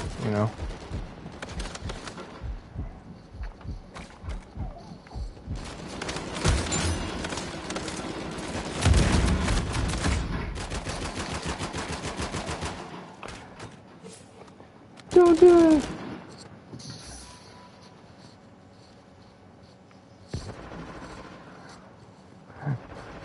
it. Strongly dislike this person. Yeah, right. That's like one of my favorite questions to ask people, honestly. That's one of the one things I like about when I actually do Uber and drive around for Uber. A lot of times, if I do it on the weekends, because that's my main time. That if I ever go and do it, I'll do it then, And I end up picking up people a lot of times from weddings, that I get picked up after like a late reception or whatever, blah blah blah, right? And I love to ask people, like, so, do you think they're gonna make it, or I'll ask them, like, do you think they made do you think it's gonna last?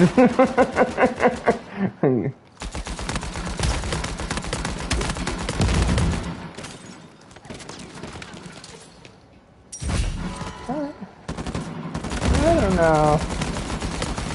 Yeah.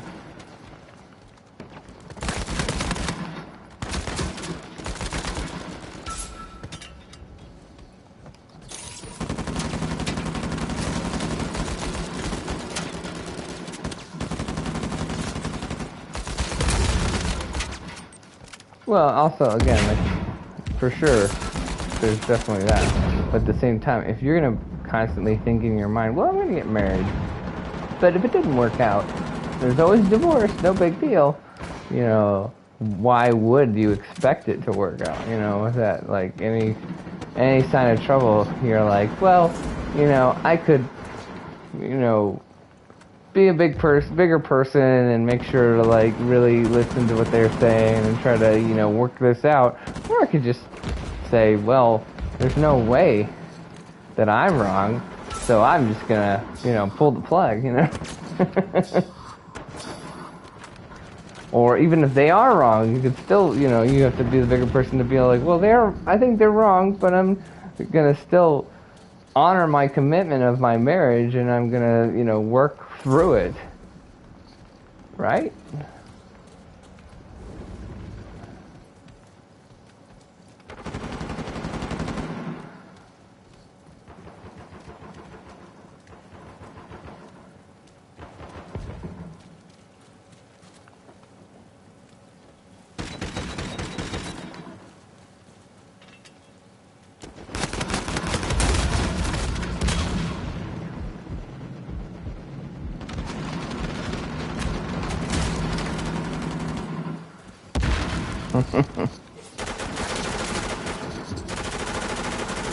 Quality of women, or quality of marriages, or quality of both?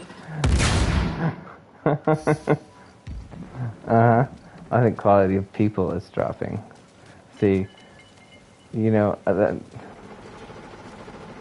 remember, I've talked to you about how I feel like there's a lot of potential for people to have been able to accomplish things in the past that if we were starting out now, like with no building blocks from the people that that were standing on their shoulders of all the things that they figured out for us, and then we were able to build on that. If we were starting out now from scratch, we would be so dumb and wouldn't have like any of the things that we have, because or even like some of the things that I think more like, I guess, earlier generations did have and figured out, because I think people are getting more and more dumb.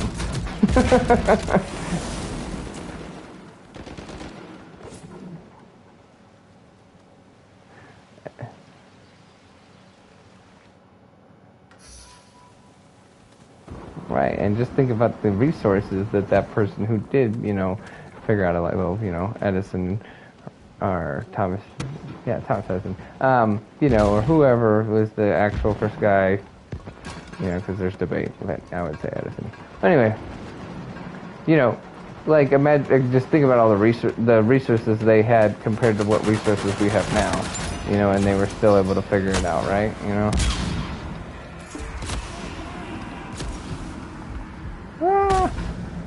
Oh, you idiot.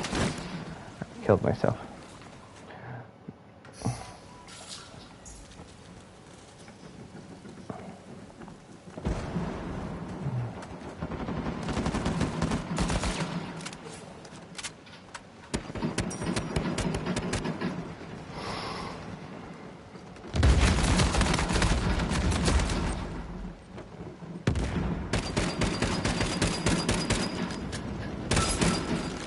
Right? Right. I mean, some guy must have started a fire on top of some sand or something, and was like, "Oh man, look at this!" It was a really hot fire, and it's got little shards or something. Yeah, exactly.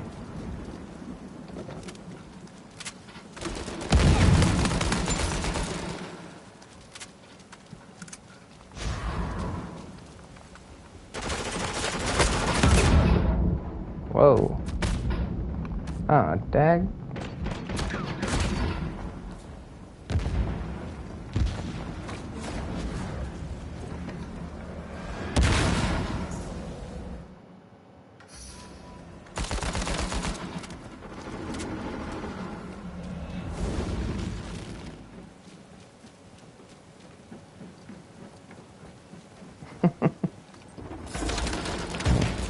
What about adult?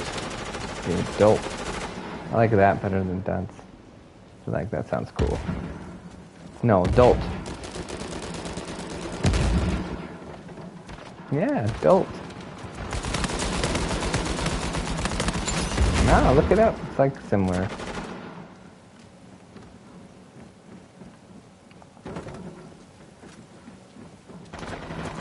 Mm-hmm. Whoa.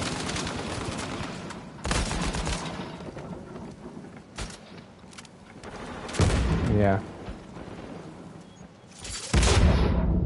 What? It just downed me, but it doesn't matter anymore. I thought it was on the other side. Maybe there was two.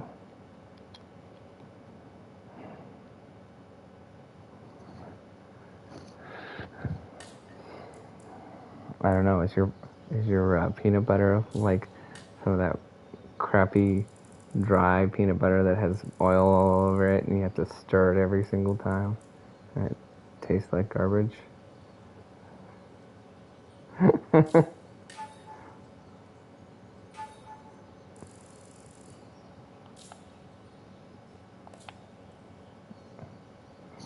Is it still organic?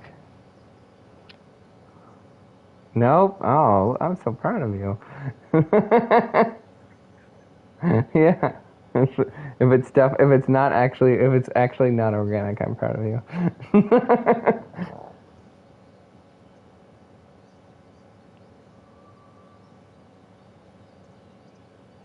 They what pretty freely? What? Oh, yeah. Let's see. What's the difference? Oh, I was looking at ketchup the other day, by the way, just for fun. Just for fun, speaking of ketchup. And I was like, because you were all like, oh yeah, organic, it's not that much more expensive. So I just chose a random item because I knew that they have organic ketchup. And then they had like, I went and they had like multiple different options. But let's say for the main categories there was like regular ketchup. Then there was ketchup that had the all natural on it, like you're talking about. And then there was ketchup that was organic ketchup, right? And the all natural and the regular ketchup were pretty similar in price. Now, the organic ketchup that had the little organic label on it, organic, yay! It cost like twice as much.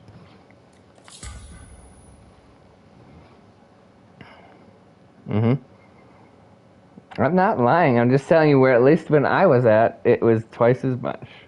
You look at that. You got to make sure you're not just looking at the bottle, right? You're looking at the price per ounce, right?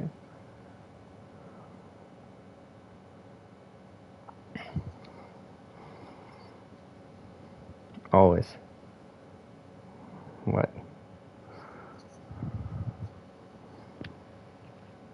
Oh, you're breaking up now. I can't hear you. You still there? I can't hear anything.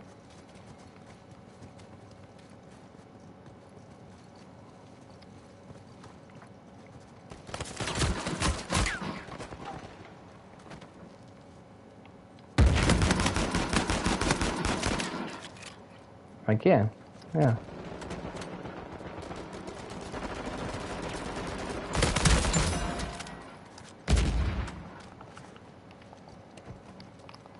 Mm-hmm. Mm-hmm.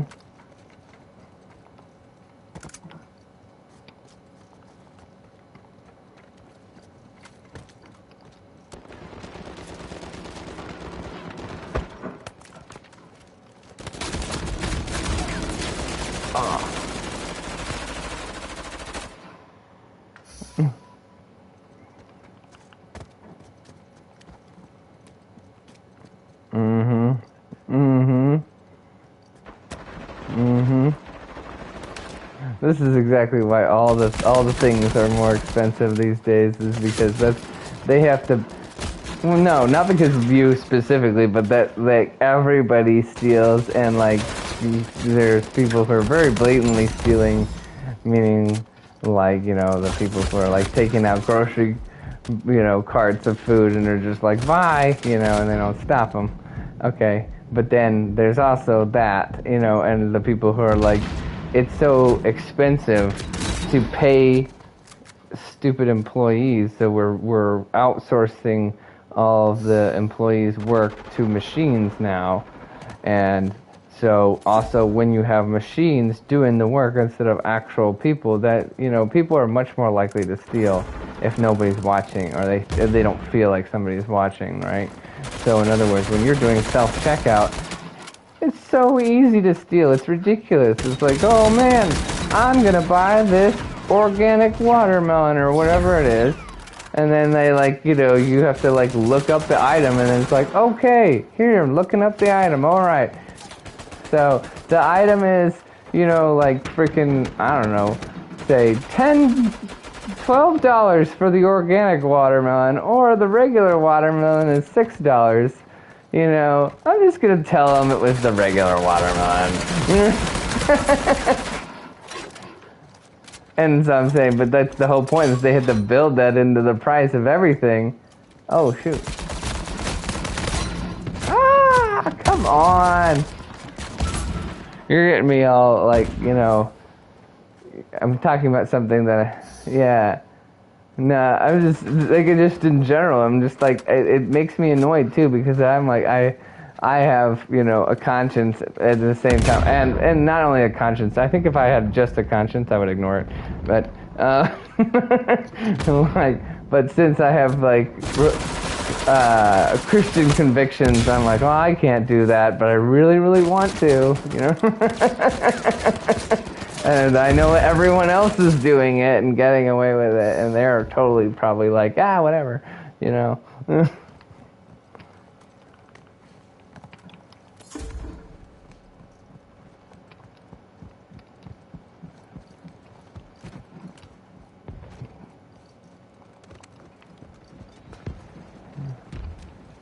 Right, it's a slippery slope. That's what I'm saying. And, you know, and I'm definitely saying that I'm not perfect or anything like that. You know, there's probably been times where I was like, oh, I think that guy gave me the wrong change, and he gave me like an extra $1, and I'm like, yeah, but I don't want to have to walk all the way back in there, you know?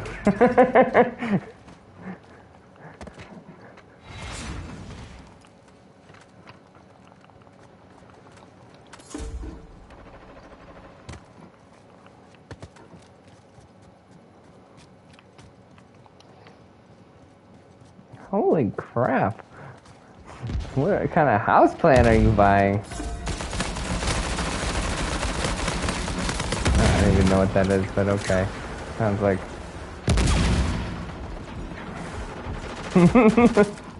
Go ahead, I'm sorry. I'm getting distracted by the details. Continue on.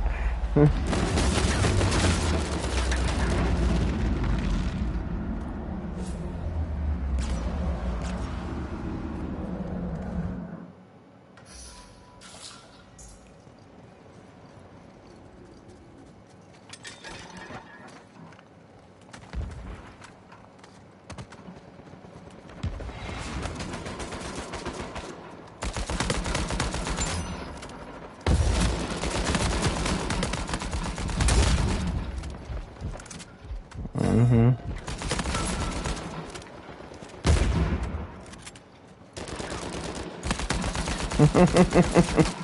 Mm-hmm. Right.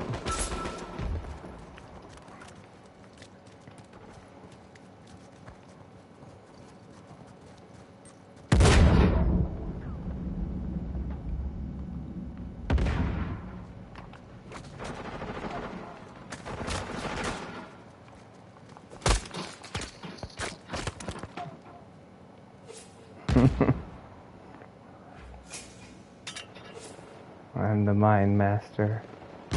How dare you get me with a mind?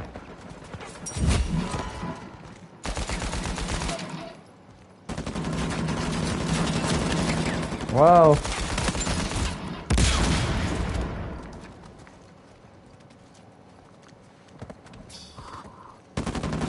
Oh no! I got you. No worries. I saw that guy coming.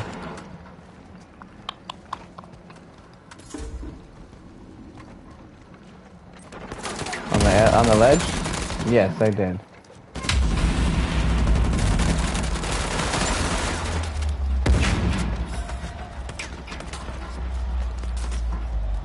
And they take the lead.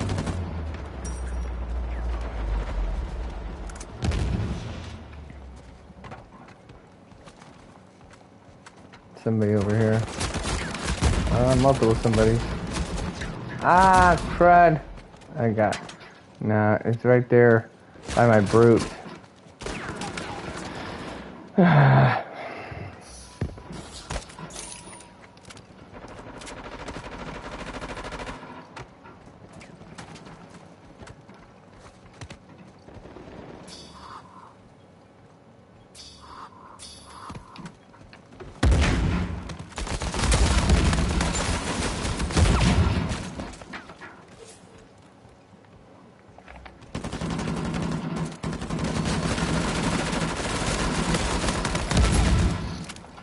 Boom.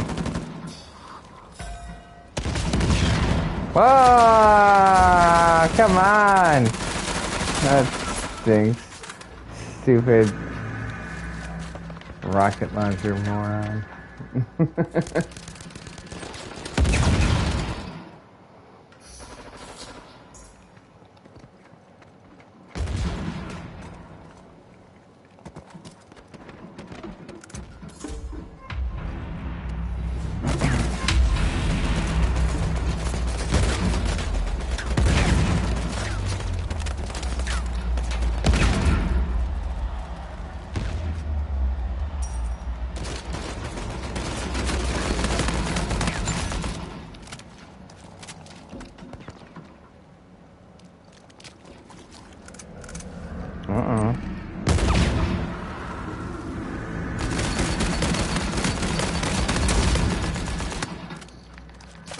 Oh no!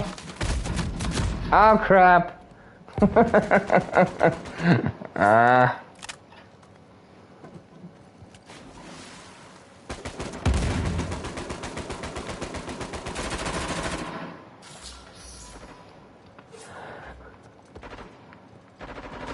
Oh. So, by the way, in regards to like the language in your house,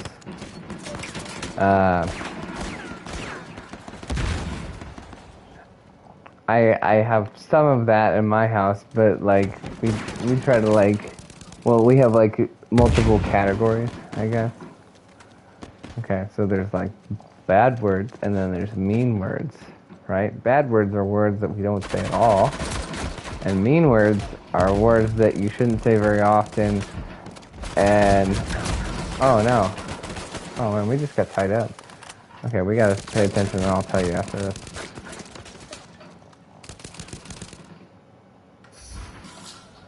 Uh-oh. We just need one more. One more. We just need one more. That's it. Woo! There we go.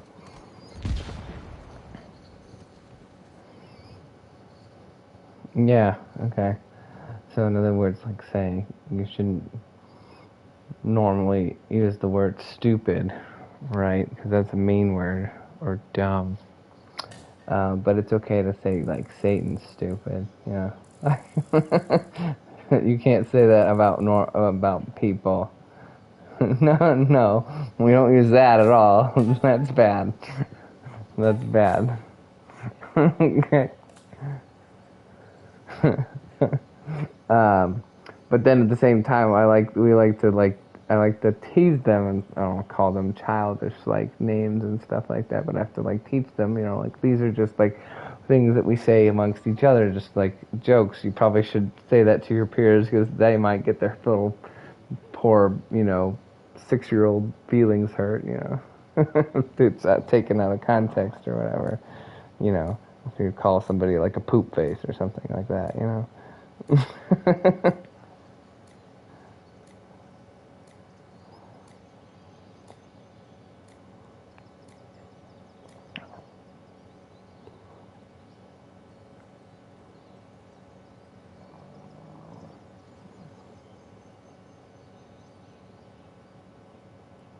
No, that would be considered bad words.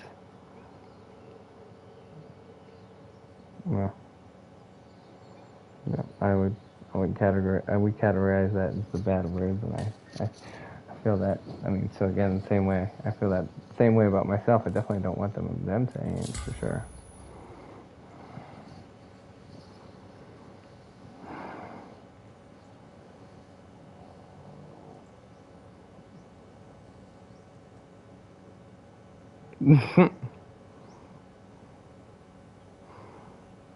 Right.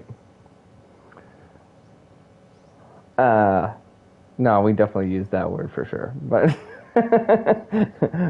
but like it's be like, let's not say that at the table. We shouldn't talk about it at the table, or like to like say other people that we don't know or guests or things like that, But if it's just among ourselves, I don't have a problem with it.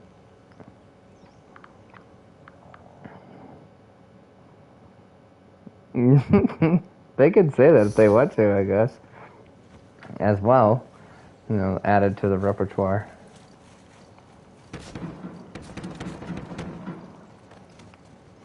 Sometimes if they say that, it's that or they, who tooted?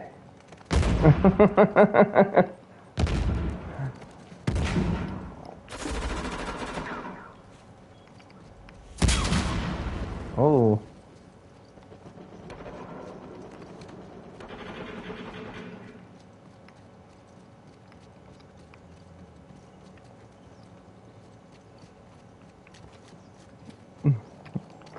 Like, by the way, I threw some peanut butter away the other day because it was like that garbage organic junk that like I didn't buy, but like Cecilia's mom like gave to us, right?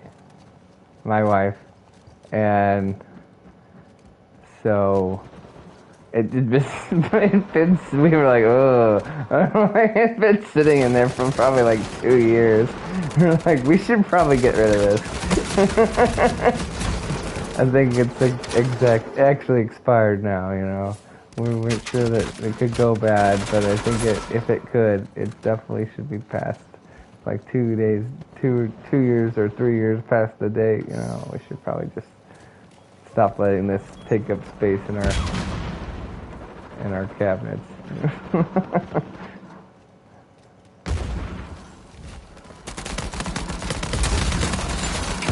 Whoop.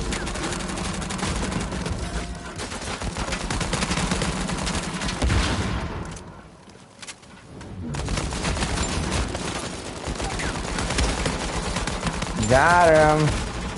Oh, snakes. Help. Yeah, buddy.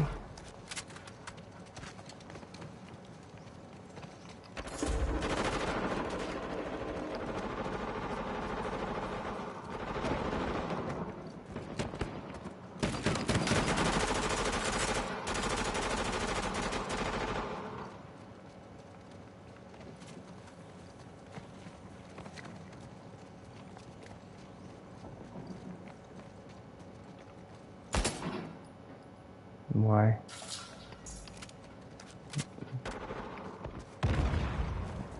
Well, you weren't playing Uncharted, right?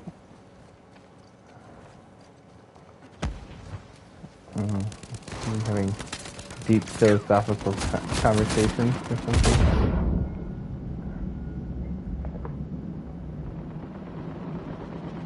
Uh-oh. What does that mean?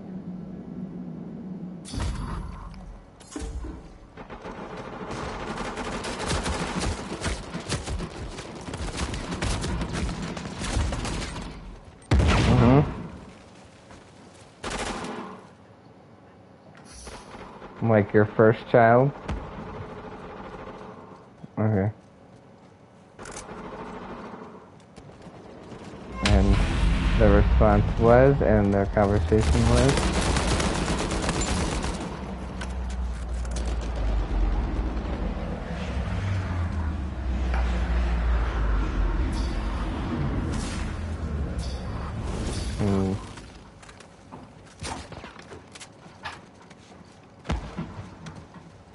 Did you expect something different?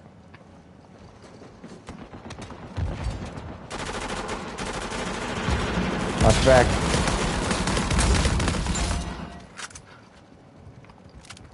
Yeah.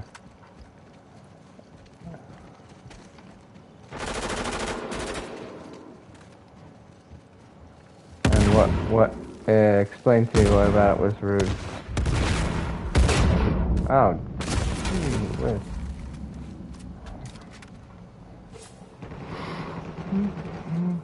That's not an explanation.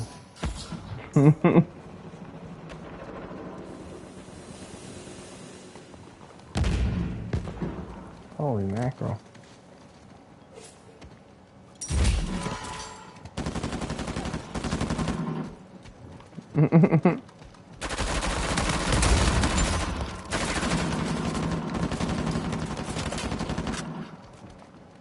Why was it being brought up again?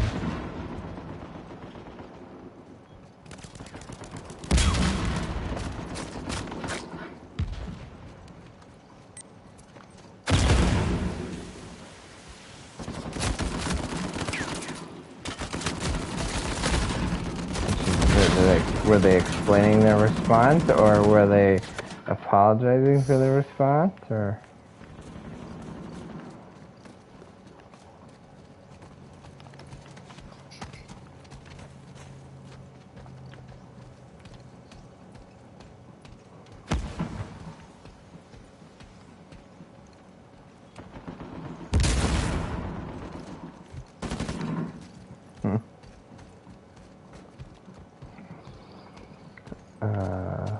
Who is this again? This is your sister-in-law? Okay.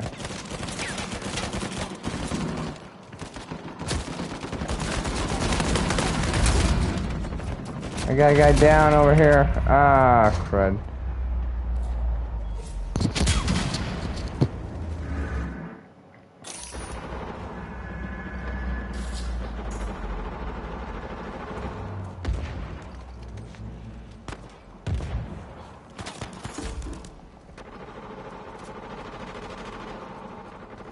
Well, maybe you should put it in this context. Like, how do you feel like you would respond if you're in the future, you have a daughter and she's, I don't know, 16 and then tells you that she's pregnant?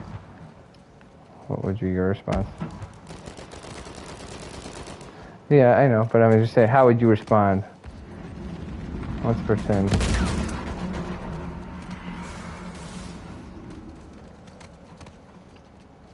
Mm-hmm.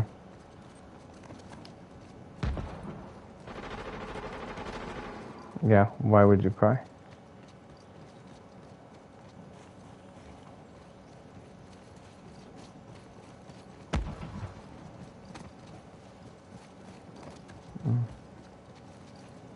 Is it not the best life for them, or is it just not the best life for you?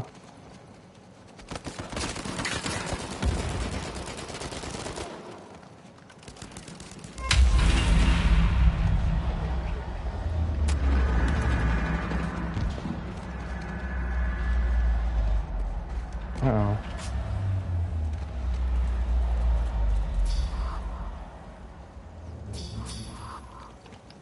Mm.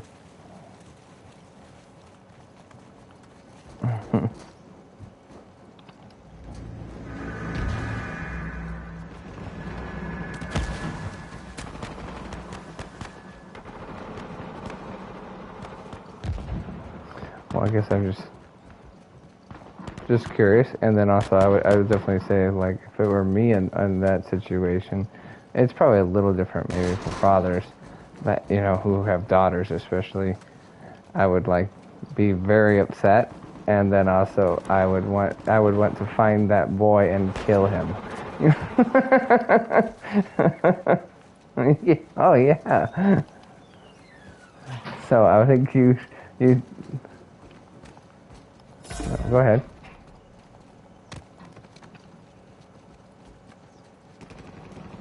Yeah.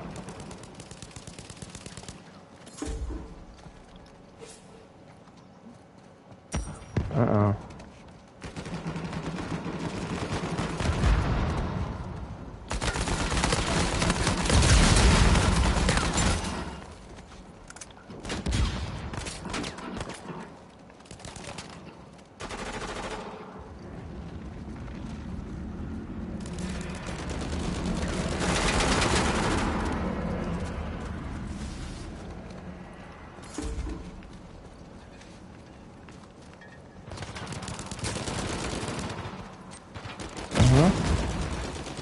Mm-hmm.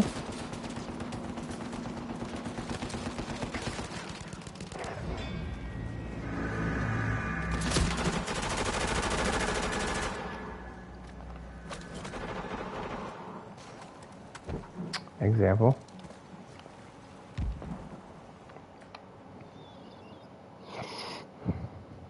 A supposed one. You never know. You don't believe her? Oh, okay. Well, you said supposed. Okay, okay.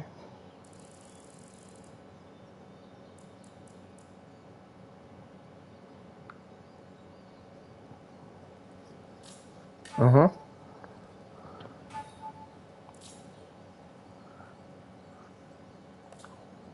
Mm. Mm-hmm.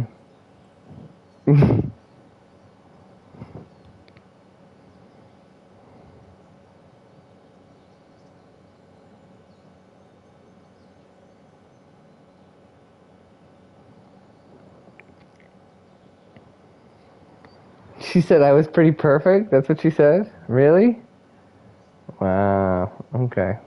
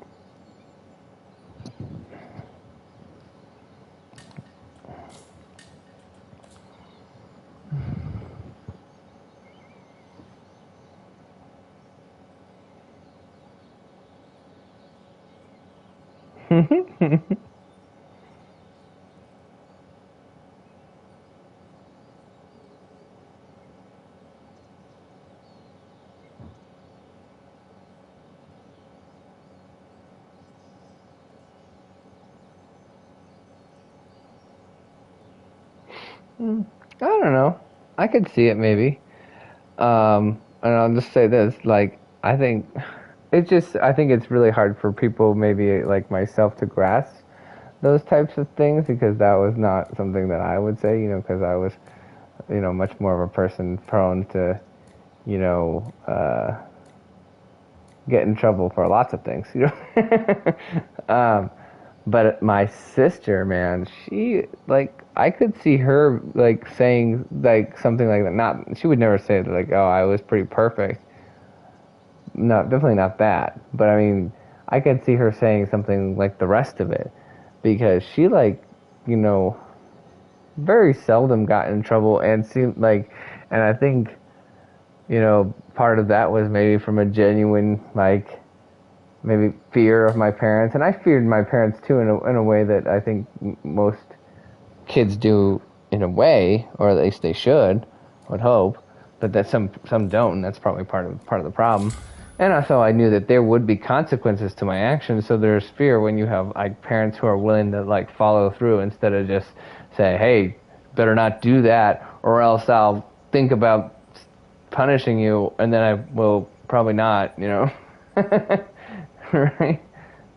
Which is the hilarious thing. I find that so dumb. I find like parenting overall, like, I mean, I'm not saying it's not difficult, but like the basic premise of how to like be a good parent is, to me, like so simplistic.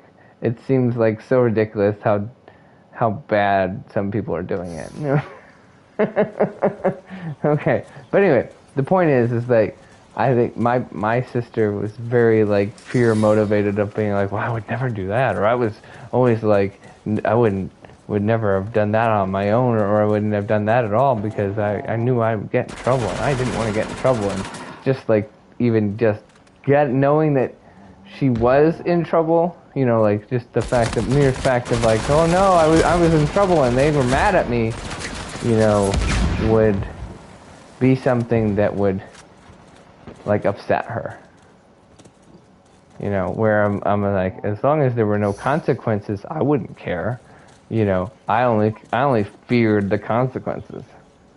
And I was, somebody who would also like was probably pretty good at like, trying to manipulate people in a way that would make it so whatever the consequences were, that they would be less or diminished.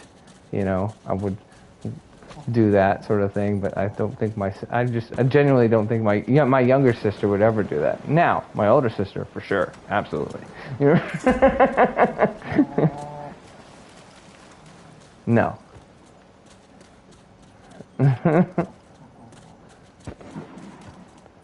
Just 3. Correct.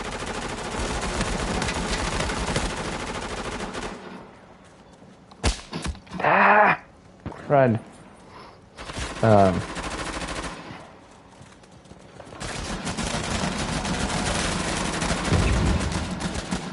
But I don't know. I'm just saying. But like, there are different things too. Of like, saying,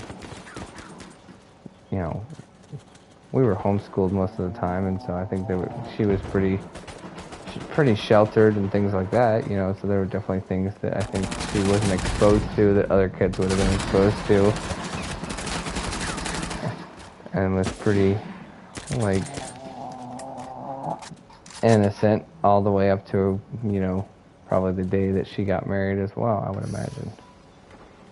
you know, where I would not say necessarily the same thing about myself, but and that wasn't always like self-inflicted. Some of it was just because boys are gross, you know, like, you know, so in other words, if you have boy friends and you ever went to public school, you had some boy who would, you know, probably like, you know, on the bus, you know, bring up, yeah, exactly, you know, like, hey, like, check this picture out. What? Ah, no, why, you know? Or I remember going over to a friend's house and him saying, oh, you know, this is my dad's movie, and, you know, my dad's not here, let's put it on, you know, like, what is it? And like, oh, no, why, you know? Sort of thing, you know?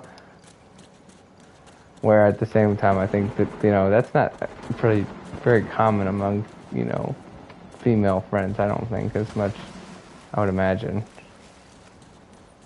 And also it might depend on who, you know, what kind of friends you surround yourself with. But at the same time, if I was like a semi-troublemaker, but I had my boundaries, you know, and that doesn't mean I wouldn't surround myself with other troublemakers who didn't have said boundaries. You know what I mean?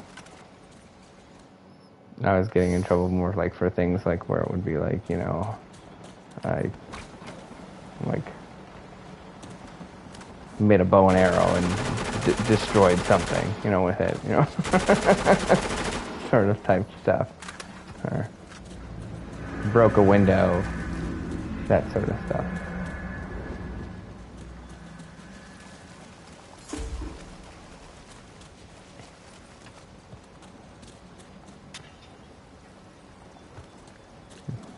Or got in trouble for hitting my sister and be like, well, she hit me first, and so I hit her harder, you know.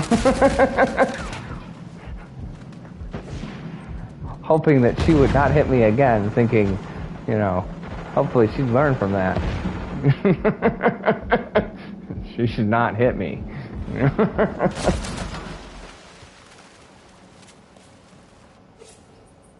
No. I know, but you still got to just finish it and then go make your peanut butter jelly. Then I'll be really murdered. Murdered, you can do it. Oh my goodness, you are so conspiratorial and you use a Google? You let Google listen to you?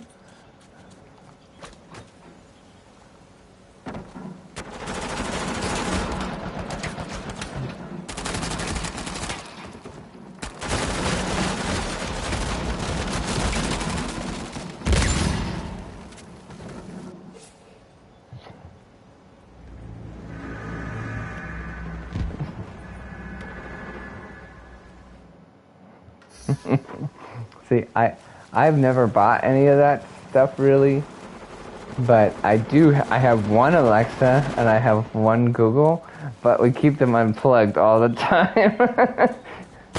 And like they're on timeout, and I only plug them in like every once in a while, like to listen to music, and then I unplug them again.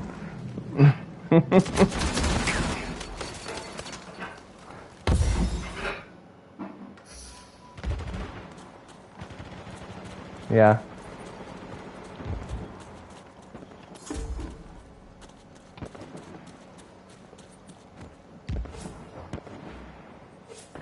Yeah.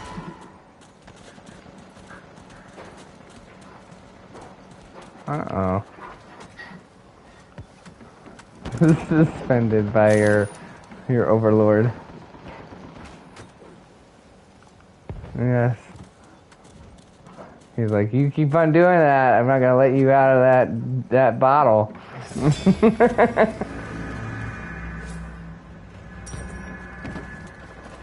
Oh. No!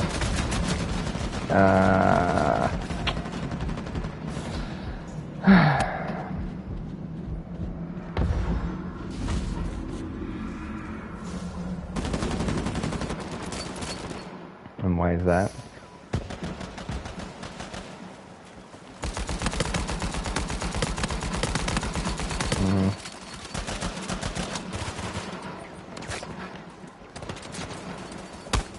Oh, well, see, I have my own idiosyncrasies, but I don't go quite as far as you. I'm not worried about the Wi-Fi or the charging, I guess.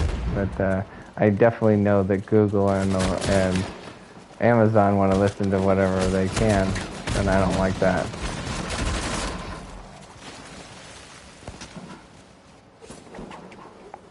It's crazy, dude. It's crazy how much of a range those things have. I have one that, like, you know, is in the bathroom. Bizarrely enough, we keep them both in the bathroom. So again, most of the time we're not having important conversations in the bathroom.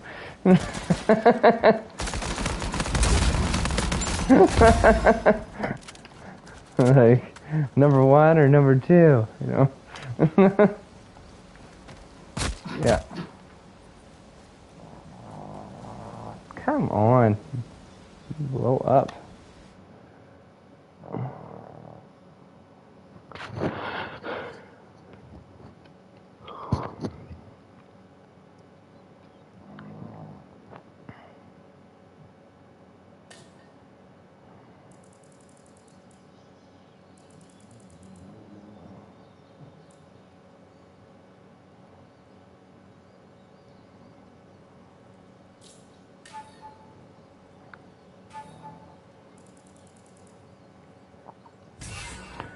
Anyway, the only point I was making is the range is crazy. So if I'm upstairs or downstairs, most of the time I can call to it and, like, be quite a far away, all the way downstairs, and it don't hear me.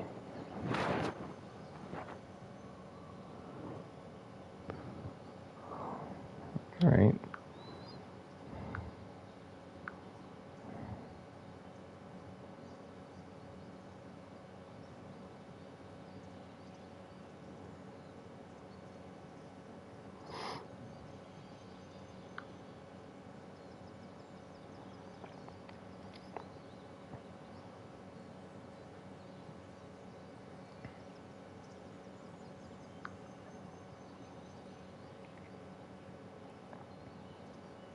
Mm-hmm.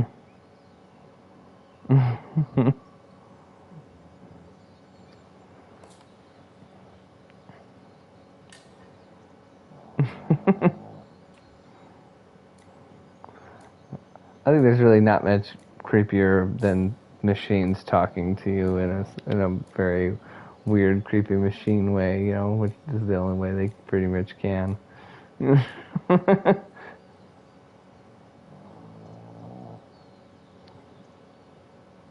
You're still there? Because I can't hear you if you're there.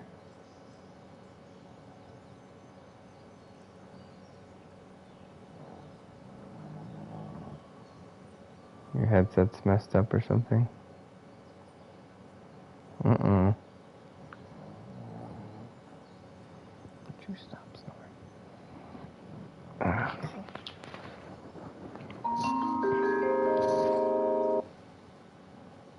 Oh, machines talking to you in their creepy machine voices or ways that they speak, you know, like what you're describing of, like, you know, very formal, like, hello, Catherine, you know, or whatever. It's like, stop being weird. Don't talk to me.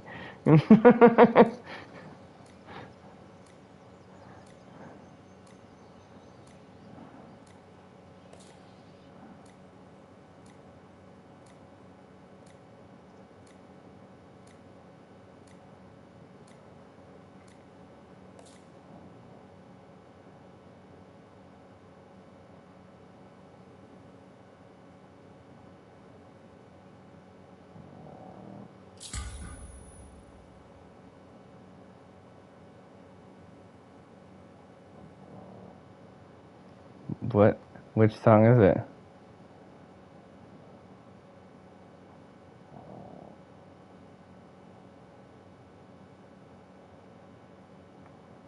Mm.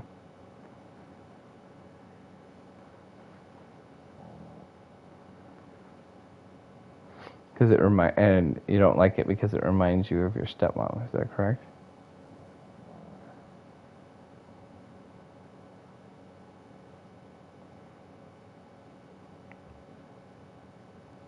Mm-hmm.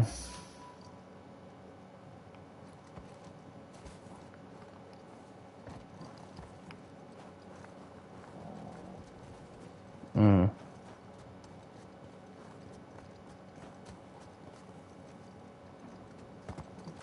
Mm-hmm. Right.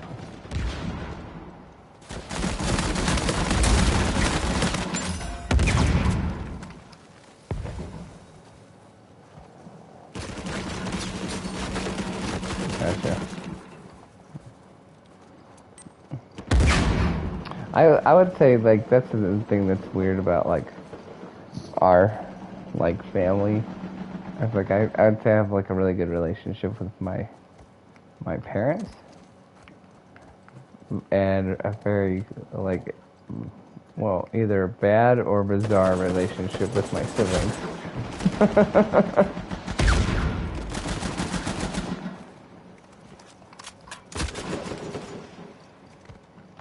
Right. Well, my one sister doesn't talk to me. No, remember I actually told you the story. I think.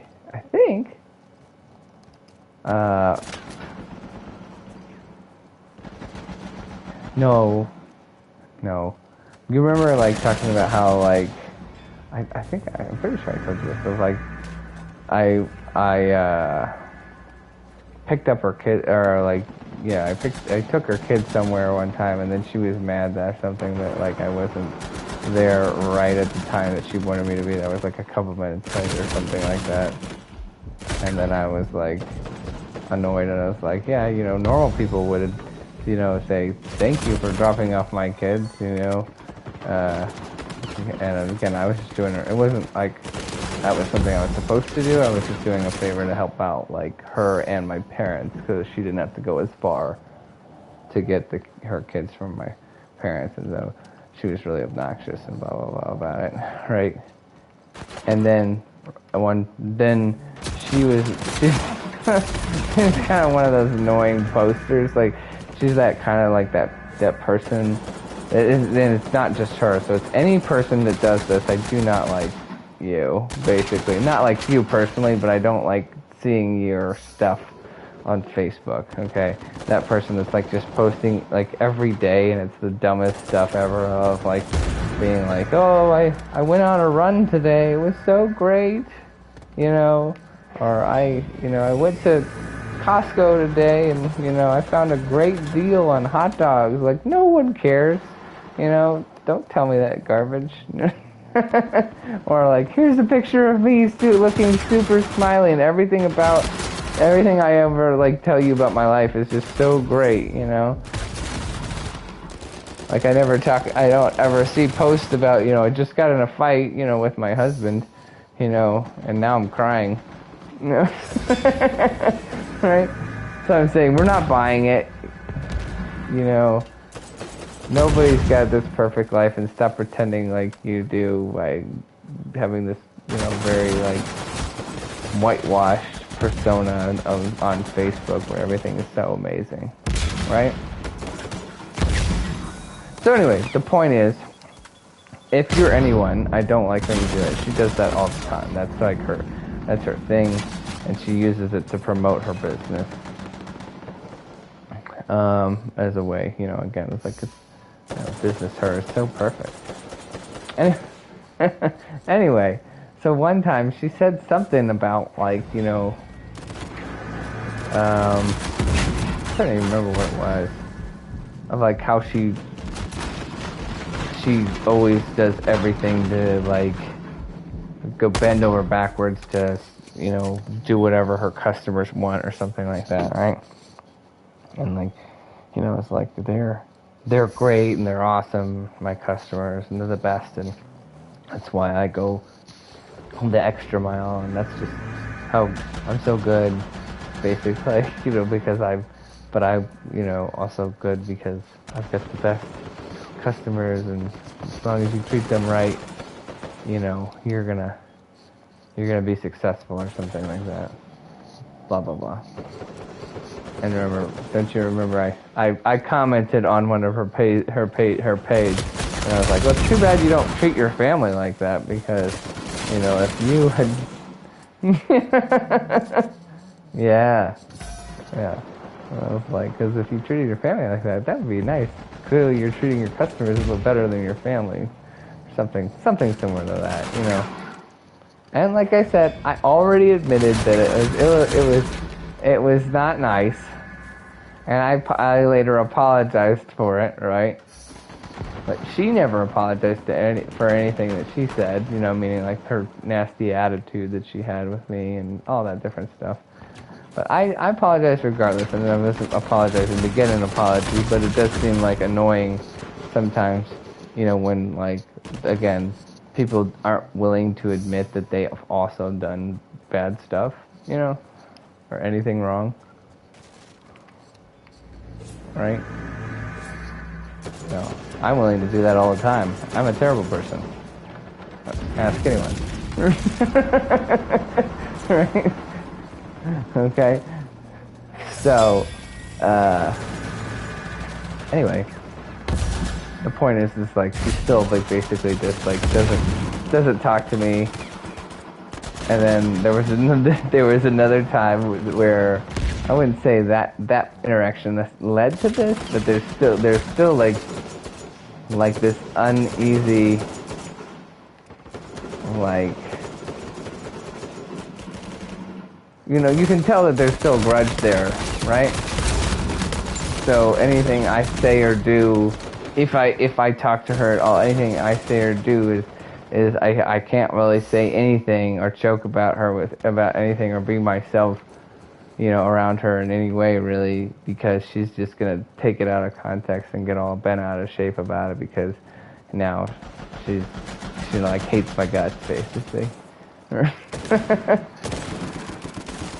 So, and what was I'm trying to remember, why did we bring this up? Oh, you were asking why doesn't she talk to me? That's why. But then my other, like, my sister, like, my younger sister, like, she doesn't talk to me either, but she doesn't talk to me just because she's a weirdo who, like, just, I don't know, just never wants to talk, like, isn't one of those, just, like, never picks up a phone. And she has a bunch of friends, but just, like, doesn't have any interest, I guess, in talking to me. You know? Not like there's any particular, you know, thing that went wrong or anything like that. It's just like, it just seems to not enjoy my, you know, it's you know, I'm just saying there's never a time where she was going to ever call up and be like, hey, do you guys want to hang out? You know, that just doesn't happen, you know. And there have been times where I would like invite her to do stuff or whatever, and typically she would say no, so a lot of times I would just stop asking. But in fairness, just trying to be in fairness to the situation as well, like I often ask to do stuff or whatever last minute because the way that my life is, I have to do things last minute. I can't plan very well with just how like reliable, like how things are gonna go for me day to day for my job. Okay, I have like certain hours and whatnot, but at the same time, you know, I have to doing that like all the time, and that then every once if I all of a sudden like nobody shows up on a day or something like that, that'd be the day like, hey, let's go do this thing, but I'm not gonna know that's gonna happen usually until like the day before at the most, you know. So then that's where it's like, oh man, we got nothing to do. Let's go do something fun today. But you know, again, if you don't know it beforehand, and you've got one of those people who are like the master planners, who are like, oh, I can't do stuff. I've got, you know, blah blah blah, all on my schedule. You know.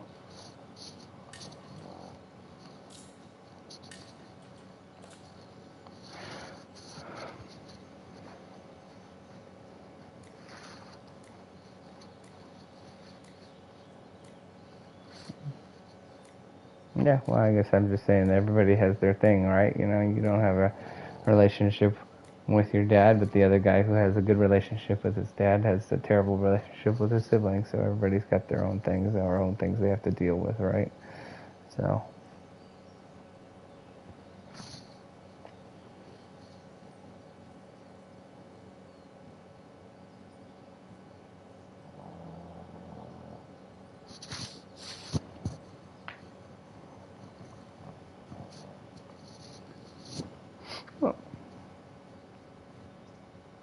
Right. Yeah, exactly. Well, at the same time, it doesn't bother me all that much. At the same time, when I don't feel like I was ever super close with my siblings in the first place. We had good relationships overall, but then it's gotten like more drifting apart. And I probably even now I wouldn't say I have like a super great relationship with my brother, but it's probably better than it ever was, just because there's like 6 years in between us. So my brother just basically hated me when we were growing up because I was just the young brother who was annoying, you know.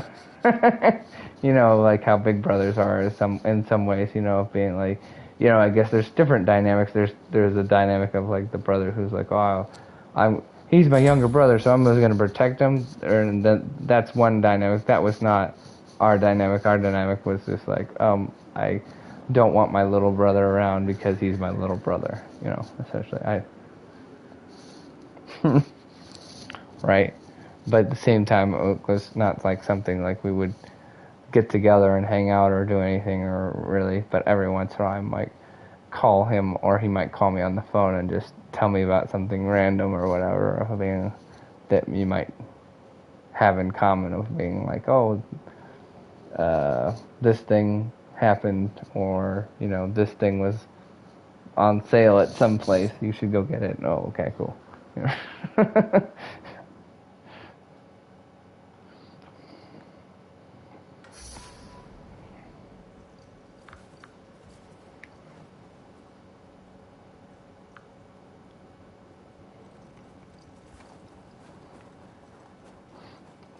Yeah.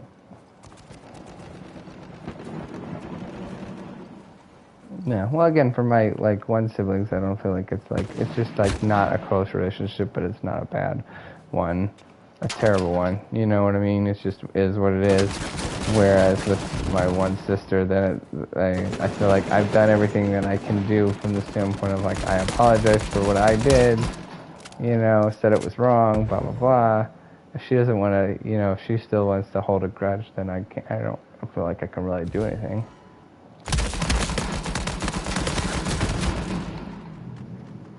Now, I could, if you want, I could tell you a whole another story that was like an interesting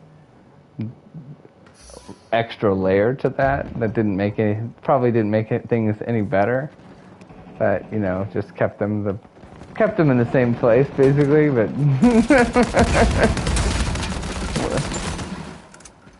what's that?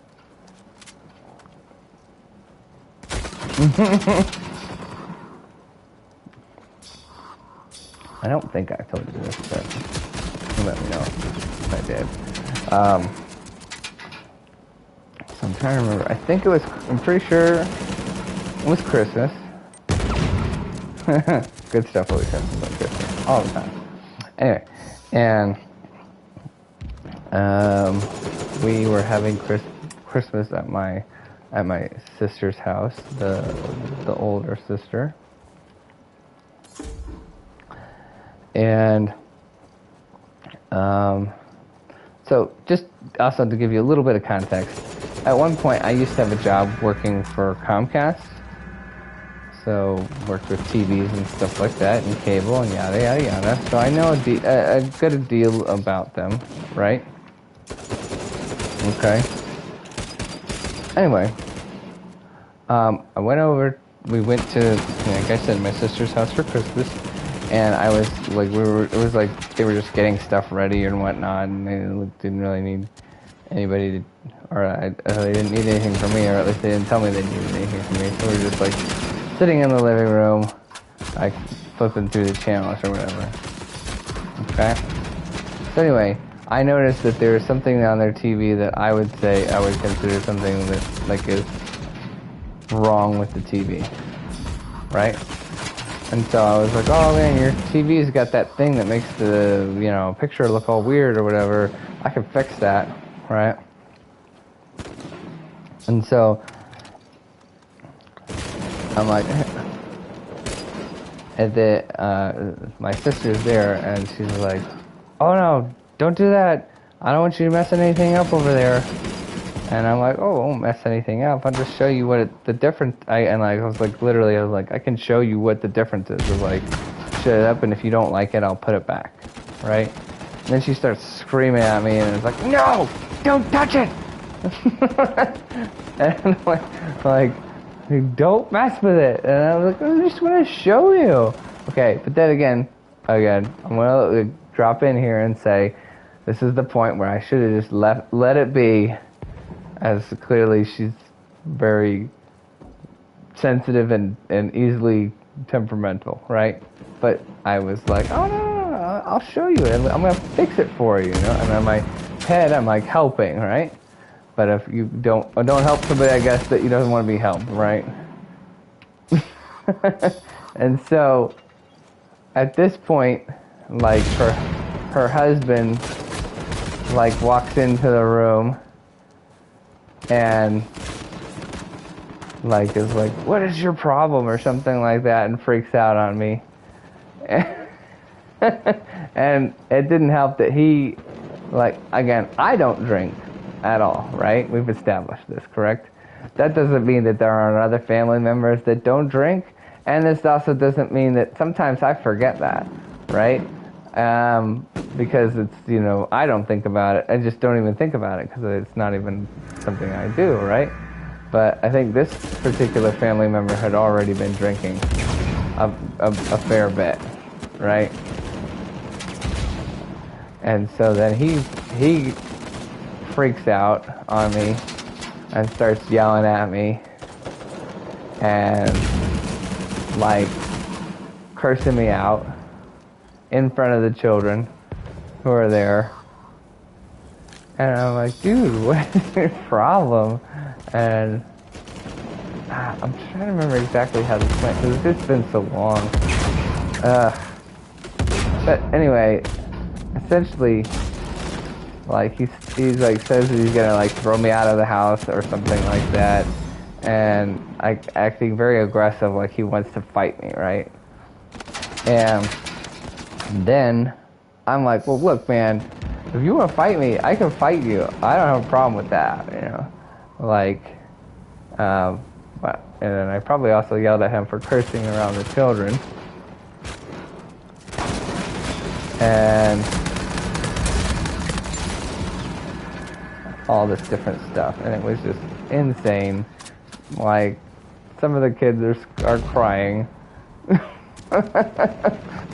I know, right? Some of the kids aren't there, which is thankfully are like not paying attention. And so then he tells me to leave, and so I'm like, okay. So I go outside. And my dad, he hasn't even seen any of this because he's outside doing something, like getting something out of the car or something like that. And I'm like, okay, I think I'm trying to remember, like Cecilia, my wife, like I said, comes out and she's all mad at me too. And like, I'm like, okay, we'll get all the children together, and I guess we're leaving. We're not gonna have Christmas here, apparently. And then eventually, like, my sister and her husband come out. He apologizes. He apologizes like way too much, like a drunk person would. You know what I mean? Like where they just keep on apologizing. You're like, okay, I accept your apology. No, it's fine. I get it, man. No problem.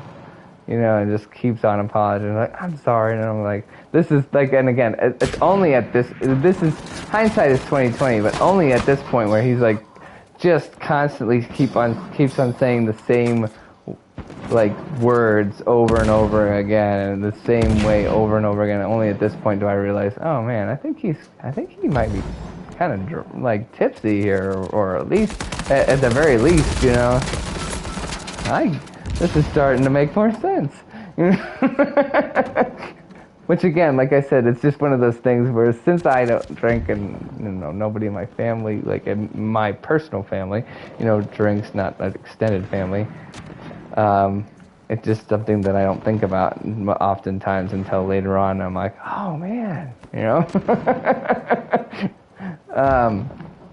But again, like I said, he apologizes like profusely and way too much, and then I'm like, okay, cool, no problem, and then we're good, you know.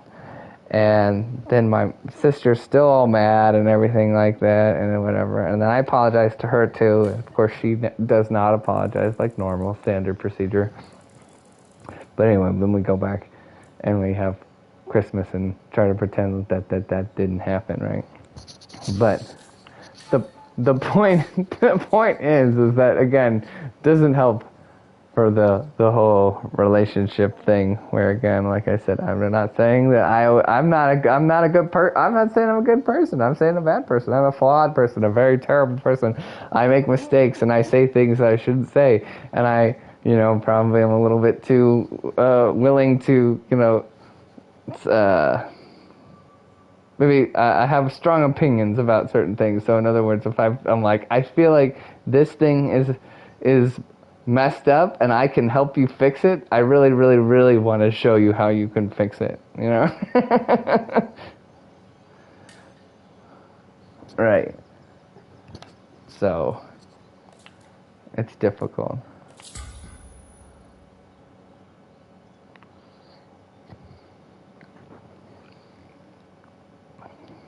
Mm-hmm.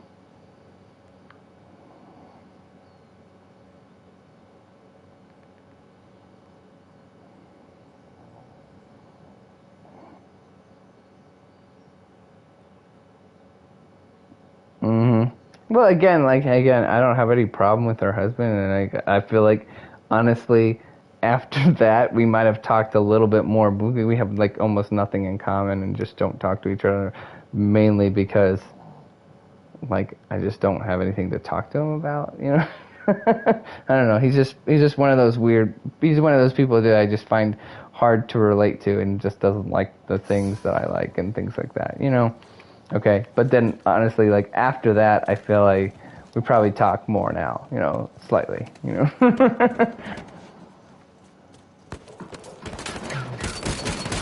Dude, Christmas makes me sad now.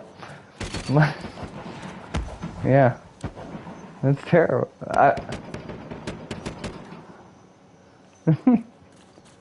I think you should celebrate it for the religious reasons. Uh, no, I think it's important. Uh-huh.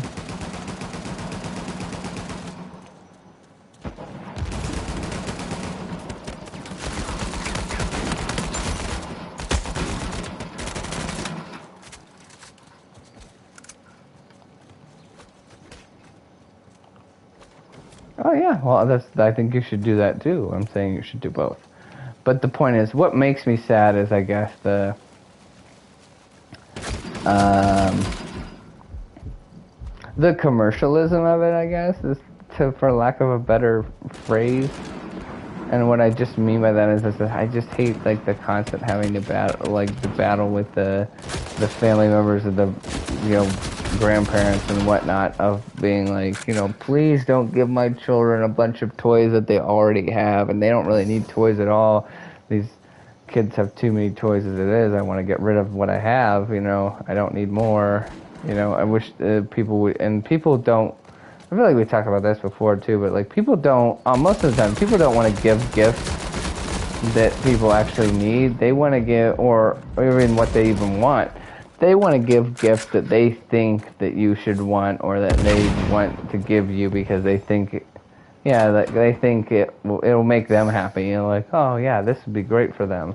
Whether that they really down deep think that is irrelevant. It's more about like, well, I think this is a good idea, and I would like to give this thing to this person. I'm not saying everybody does that, but I'm saying there's definitely those people out there, right? So, and like, so in other words, a good example of that is, you know, my wife's mother is like that person who feels like they need to have, very much need to have physical things,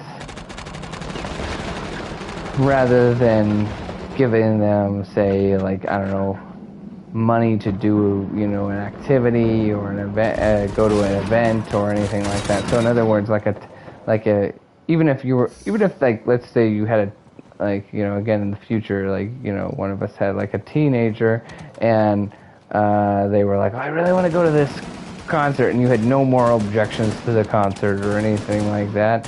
I think her mother would be against that as a gift, because it's not like a physical item enough. It's like an experience, and that's not good enough. Does that make sense?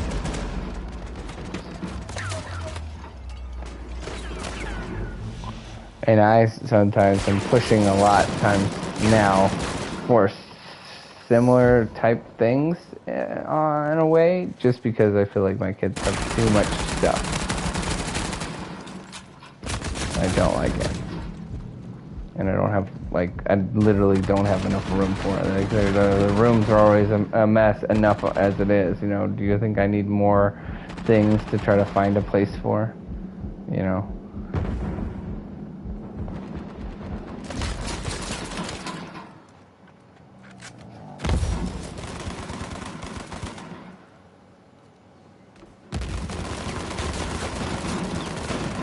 Oh, see, it's about you then. It's not because you care what they want. It's because you're like, well, that's not fun. I want to go and buy this stuff.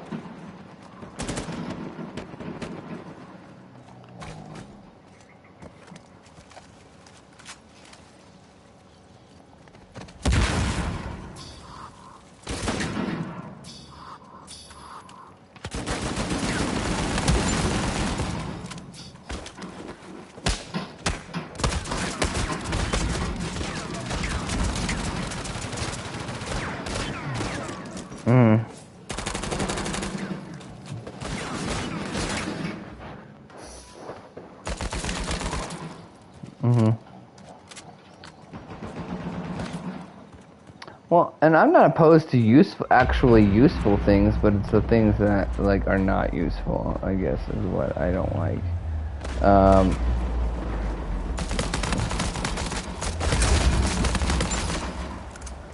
But also, again, I think people tend to not like those type of gifts either.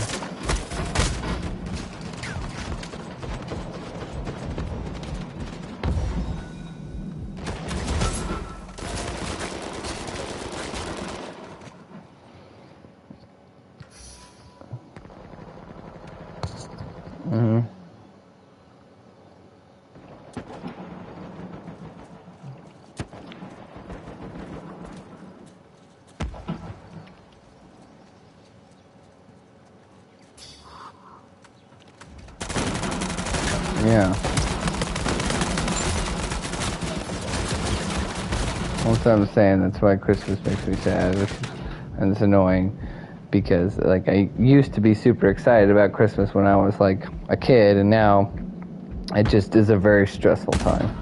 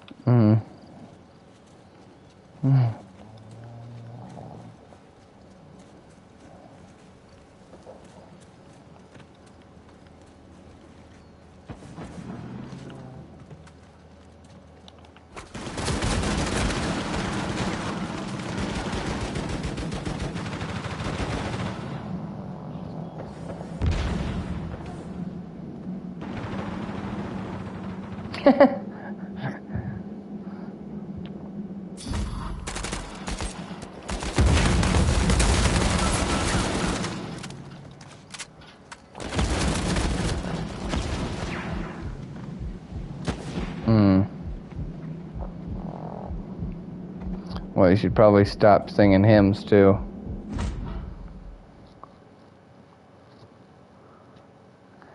Because it's the interesting, thing of the times of so you're gonna find a lot of old people who are gonna be like, oh man, if it were up to me, we would just sing hymns. Those are the real Christian songs, And those are the people who also typically don't know the history of hymns, where most, if not, well, not all, but I mean a good majority of hymns were literally like secular songs that people would just take and rewrite the words to.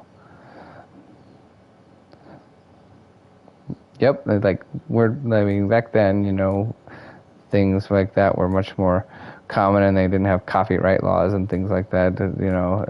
So they would just and even with, as long as something's like different enough, you don't need copyright. So if you take something and rewrite the whole song, and you have like either the exact same melody but all the words are different, or a very similar melody and then the words are all different, it's not a problem. It's not illegal or anything like that.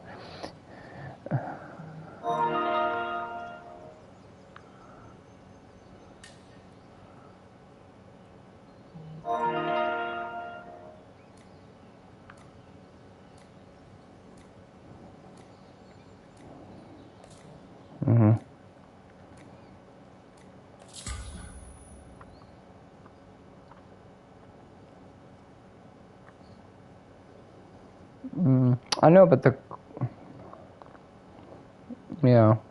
well, I don't know. I think a lot of, like, I guess I'm saying I think it's the same thing. To me, it is the same thing. It's like, there were pagan traditions, and then people over time took the pagan traditions and they Christianized them and made them, in a way, like, part of the Christian tradition, and,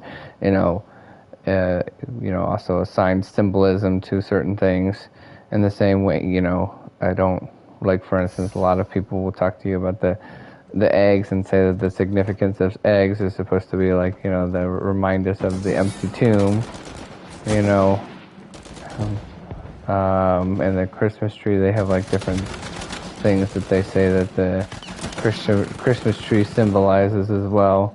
And again, you don't have to agree with that.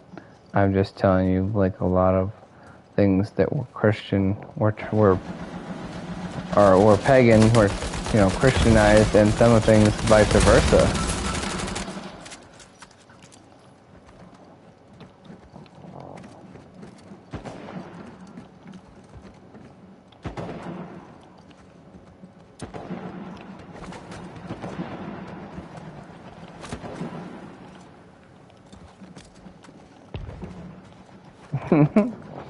Yeah, I feel like that's completely different though, because they could say that, oh, I'm doing yoga for Christ because Christ wants us to be healthy. That's really the only thing they could come up with, because it has nothing to do with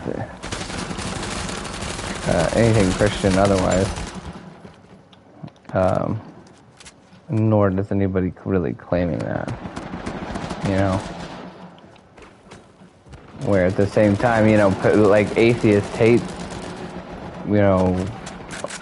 Christian traditions and celebrations, including in Christmas trees and different things like that, because that makes them... They do too!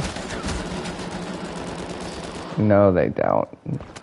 They're the ones, like, are you serious? Like, those are the same ones who, like, are like, well, we shouldn't have a Christmas tree in the square or the central, in the plaza or whatever, because that, is a religious holiday and that should be kept out, blah, blah, blah.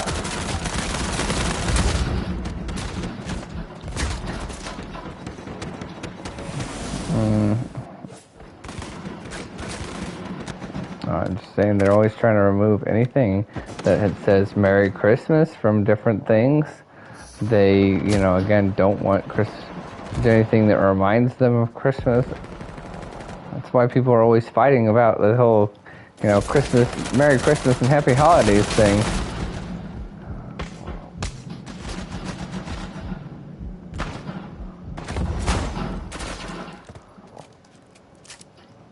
Right, but at the same time, they don't want you to, they literally people out there who would say, something like, not even happy holidays, they'll say like, well, happy holiday, You know, and it's like, you know, December 24th, and it's like, which holiday are you talking about? Like, it doesn't make any sense. You all know what you're talking about. Or like, enjoy your holiday shopping. Nobody's shopping for any other holiday besides Christmas except for Jewish people, and they're not even doing it necessarily at the same time. And they're buying boring things like socks and junk. You know?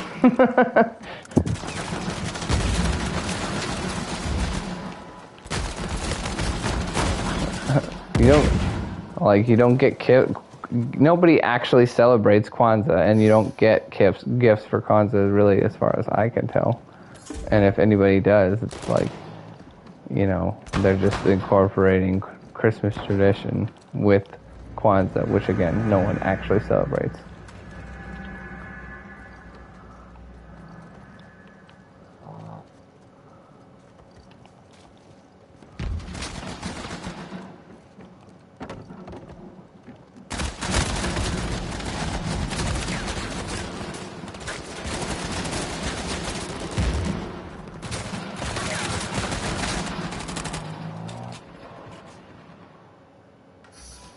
Only because they want to get in good with the boss, not because they care about Christmas. It's the same reason why they don't have Christmas trees in their house, because they're like, well, we don't believe in Jesus, and he didn't die on the cross, so we're definitely not going to have a Christmas tree.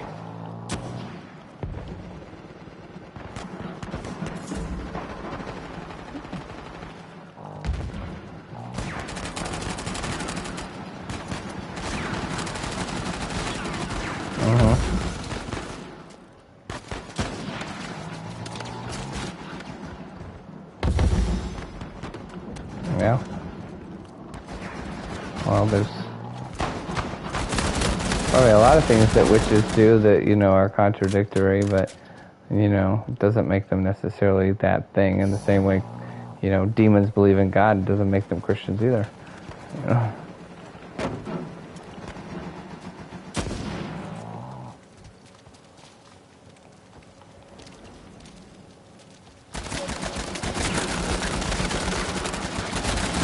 Yeah.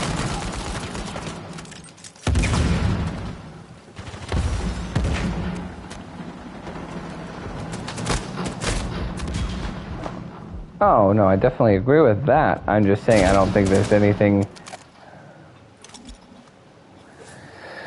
Yeah, well, the point of what I'm saying is I'm saying then you have to get rid of a lot of other things, because, you know, in the same way I would say to me that's the same, you could make the same argument then to get rid of hymns, because they came from pagan songs.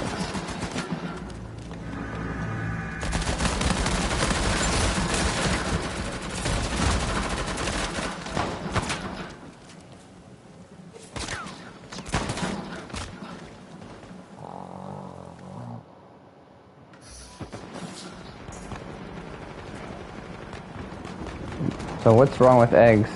Why is that pagan?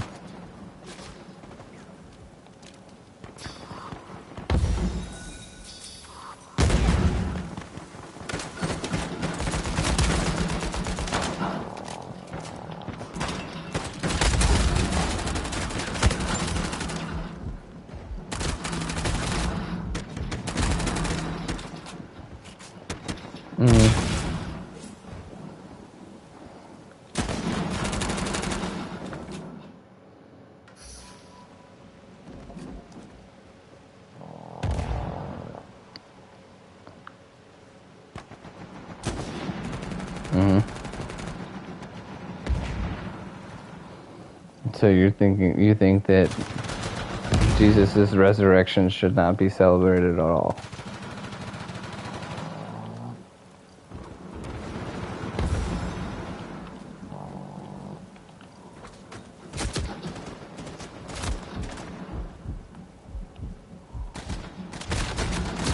Uh-huh.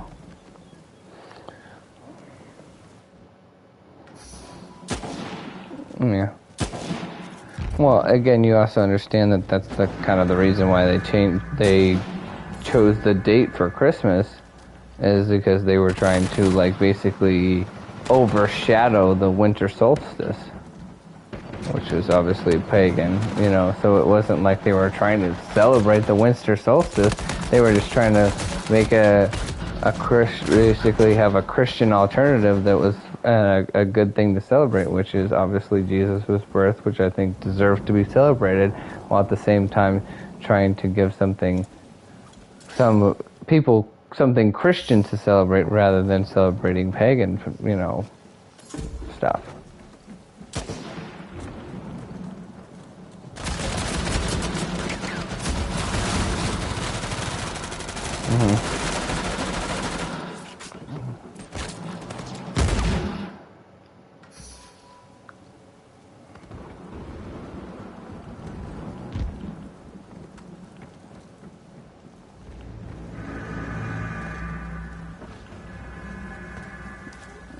Well, I don't think that's what they were doing, but, we can probably just gonna have to agree to disagree on this one.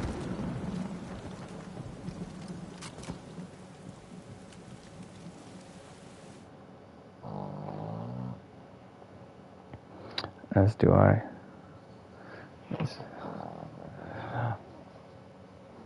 All right. Good night.